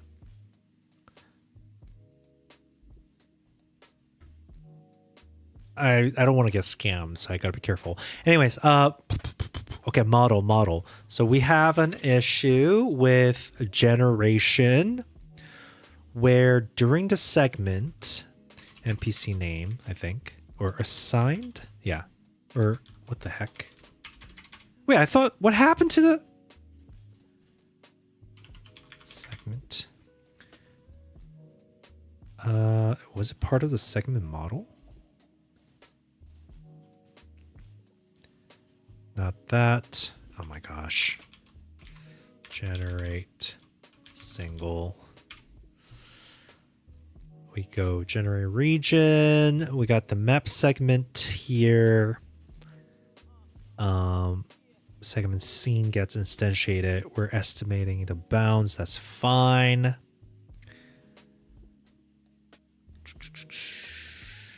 Segment data. Segment position.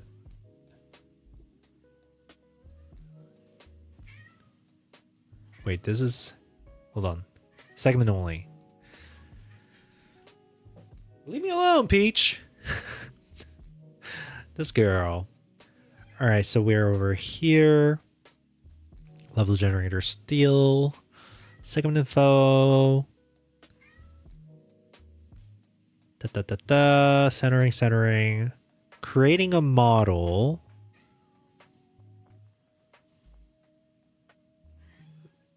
Via the segment. Instantiate at. We're instantiating it at this. We're creating a dictionary.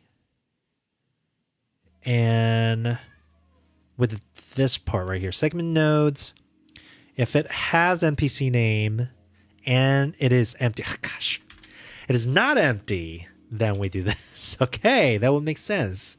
All right, there it is. Sometimes you flip the Boolean value the wrong way. I have a habit of like saying not while typing the true statement and then flipping it after typing it. Because I don't like typing the exclamation point first. I like typing the name of the variable first for some reason. So sometimes I forget that I didn't flip it to not. I probably should fix that habit of mine. But alas, we figured it out.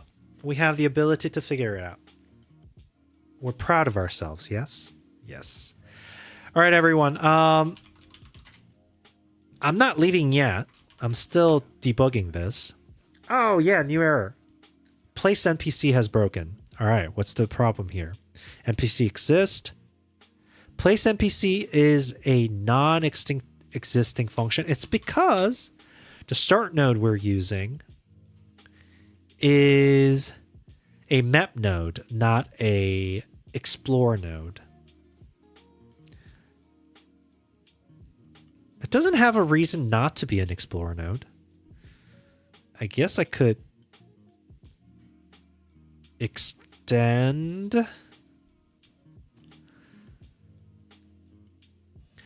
Anyways, I was just saying, everybody, I just dropped a link for Discord. If you haven't already, join the Discord because I make announcement on when I go live, especially with day job. My schedule is a little irregular, so it's good to know if you enjoy my stream. Otherwise, make sure you click on that Steam page and wishlist this game, please. You can say you're one of the first few hundreds, hopefully, that wishlisted the game, and you made this happen if it ever gets successful. So yeah. Okay, let me remember this. Start. Everything is the same. Nothing else. We don't have to worry about that. Okay, cool. Attach script. We're going to make a empty, I think it was like explore map node. Yeah. Explore map node. We're going to inherit this. Start explore node. Create. This might yell at me. Oh, it won't. Great. I guess I could have just extended this directly. Item scene, NPC scene, all empty. Refresh item on Reinnet. Doesn't matter. Still start type. Oh, everything else it was kept. Great. It knew how to keep everything. All right. So now hopefully it won't break. Because it will have the appropriate functions it needs to execute. But yes. Otherwise, if you're on Discord, go to my YouTube. If you're on my YouTube, go to my Twitch. I guess there's no link to Twitch link, but whatever. You'll find out. Okay. Come on, work. Come on, work.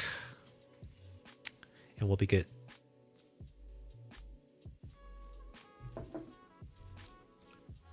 We can call it a day. Come on. Big money. We're getting so close. One error at a time. I think this is the true magic of development. New error. Now we're trying to place the NPC. Comes here and it goes, character marker. I don't even know her. You're right. You don't know her. I forgot. Character marker. Oh, shoot. It's because everybody else inherits the Explorer node. Okay, so it needs the item bonus marker and character marker. So let's make those. Marker. Call this character marker. And then we'll make another one that's called item bonus marker. And then the character marker, I think, hold on, let me try to mimic the other one. Empty one. On to the right a little bit, which I like. And then, oh, no. Item is up above at 0, like that. All right, let's try that again. Kelso, hey, long time no see. Says, I never see you much, Ezra. I think you have busy in your job than game development. I'm sorry. I mean, I don't do my afternoon stream anymore because I'm working and I can't help. Like, I gotta work. I mean, sometimes I have an opportunity to do that, but it's just kind of in bad taste. So I'm working late, or I'm doing streaming on Friday sometimes. Sometimes Saturday. This weekend I'm streaming every day because I have time. So I'm doing stream today. I'm streaming tomorrow night, my time night, afternoon or whatever. So usual time that I used to stream, except tomorrow, like mid to early afternoon. And then I'm going to do a Sunday, maybe Monday morning because it's holiday as well. So you'll see a lot of me this weekend. Sorry. I tried to do my best to make announcements. Oh, I never assigned a dial panel. In like a pre-announcement when I'm about to go online or when I'm planning on going online for several days. So do follow that Discord channel and turn on stream announcement. So if you join my Discord, yeah, see, I don't know who this person is. If you go here and go channels and roles, if you click on live stream, you will get included as a stream viewer. So whenever I refer to the stream viewer on my announcement channel, you'll be pinged. Yeah. So go to my Discord. And I make very specific announcements there. That's the best way to follow me, honestly. Because sometimes these like platforms like YouTube or Twitch, they don't really push notifications. I mean, they do, but they don't, you know? Okay, what was missing there? It was, I didn't get the dialogue panel assigned during the journey mode, so I'm going to do that. Journey mode here. On ready, I'm going to put game control dialogue panel to be the dialogue panel. And hopefully it'll just work. All right. Come on, come on. We're so close. I'm sorry, Peach. She's like, why are you still in this room? Come out and play with me. That's true. It's playtime. I'll come out. Just give me a second.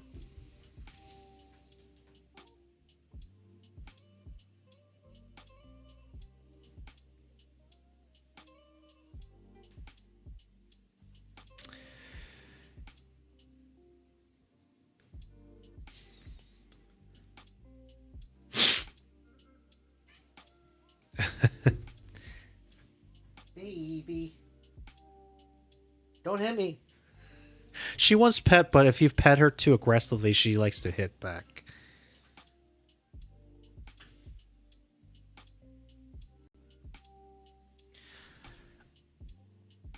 Kind of. Something's definitely missing. Oh, missing choice. I need to make a default choice here. Okay. Well, first of all, character is right here. Warden is there. Great, great, great. It worked. Player is there, and then dialogue started. One of these says, "How long have you been building with Godot? Seems really slick." Godot I've been using for basically all my content making career, which is, I guess I've been making it for 3 years now. But this game I've been working on for 2 months now. 3 months. I mean, if I'm really counting all the days I've worked on actively, it's less than 2 months. So I haven't really worked on it too much. But yeah, okay, so dialogue started. That's good. I'm going to add a default choice.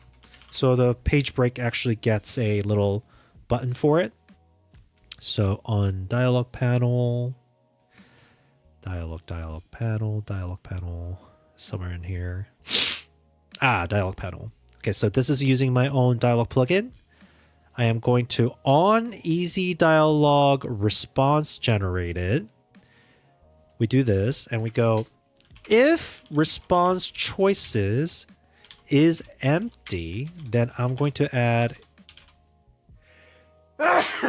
excuse me. Oh man, now that the cat has been just kind of roaming around, I'm getting a little sneeze attack. Continue, or continue.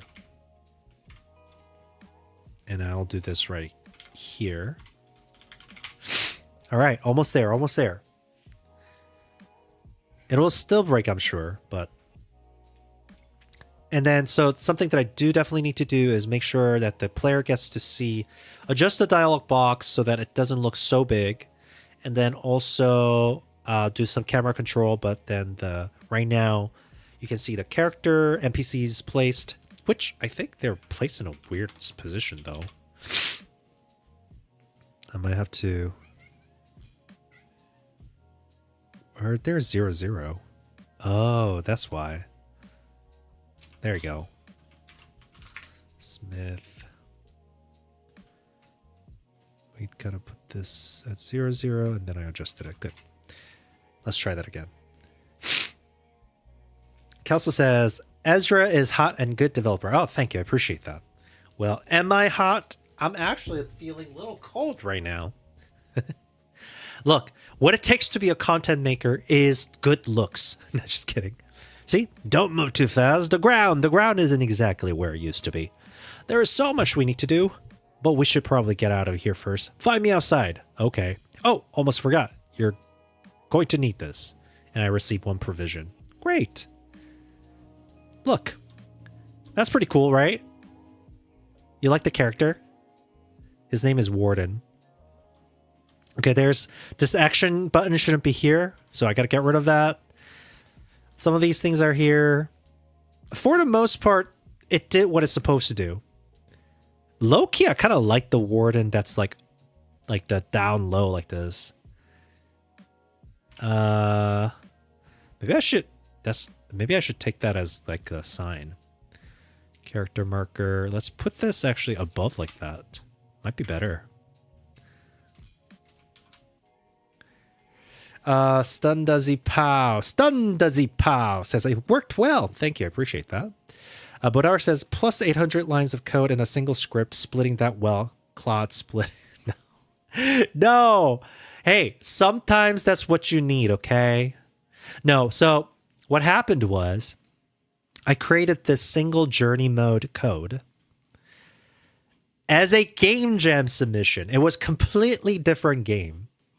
And now, as I was increasing and implementing all these, can you imagine, like, honestly, these are pretty, like, it's like an entry point script. A lot of these are entry point scripts that point to other things. So it actually is reduced. So for example, this is a map generation generator. We got the state machine management, all these things. So it's still pretty thin for what it does. And it's pretty well kept, in my opinion. But yeah. Oh, Stun Days Pow, not Stun Dizzy Pow. I was like, somehow it's Jamaican or something. Oh, that's so funny. All right. It's working. The control, I need to give the control back to the player after the dialogue. That I need to fix so that the player can actually play. I might change the dialogue box. I definitely need to change it. But it's doing what I intended it to do, which is connect the NPC to my dialogue, which I wrote here, right? You're awake, blah, blah, blah, blah. And it says, don't move too fast. And it did all this. It also did the okay at the end. And then I said, oh, I almost forgot. And it gave me the provision. Great. I noticed that the max provision was 3, which is incorrect. So I might have to kind of init player. Initialize game stat here. Max provision will be 5 with 0. Max health will be 5 with 3. I thought I changed this. I don't know what happened to that. Anyways. Okay. Sick. I think we're good here. Yeah. Wish list. Follow on Discord. Thanks for the follow if you haven't already. Appreciate it. Blah, blah, blah. All that. Oh, gosh. I'm afraid my code didn't save again because the script was running. 5, health is 3. Yeah, no, it's all good. Okay, we're good. Okay. Raid out. Raid channel. Who should we raid?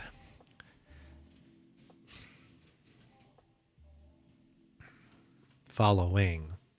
We could find new. Oh, we haven't raided back Hyper Game Dev, and Hyper Game Dev gave us a double raid before, so we'll do that. Why not? Stun Days Plaza. See you, everyone. Thanks for watching. Thanks for following and all that. We're gonna start right here. I'm gonna say hi and run. Maybe I don't have to do that.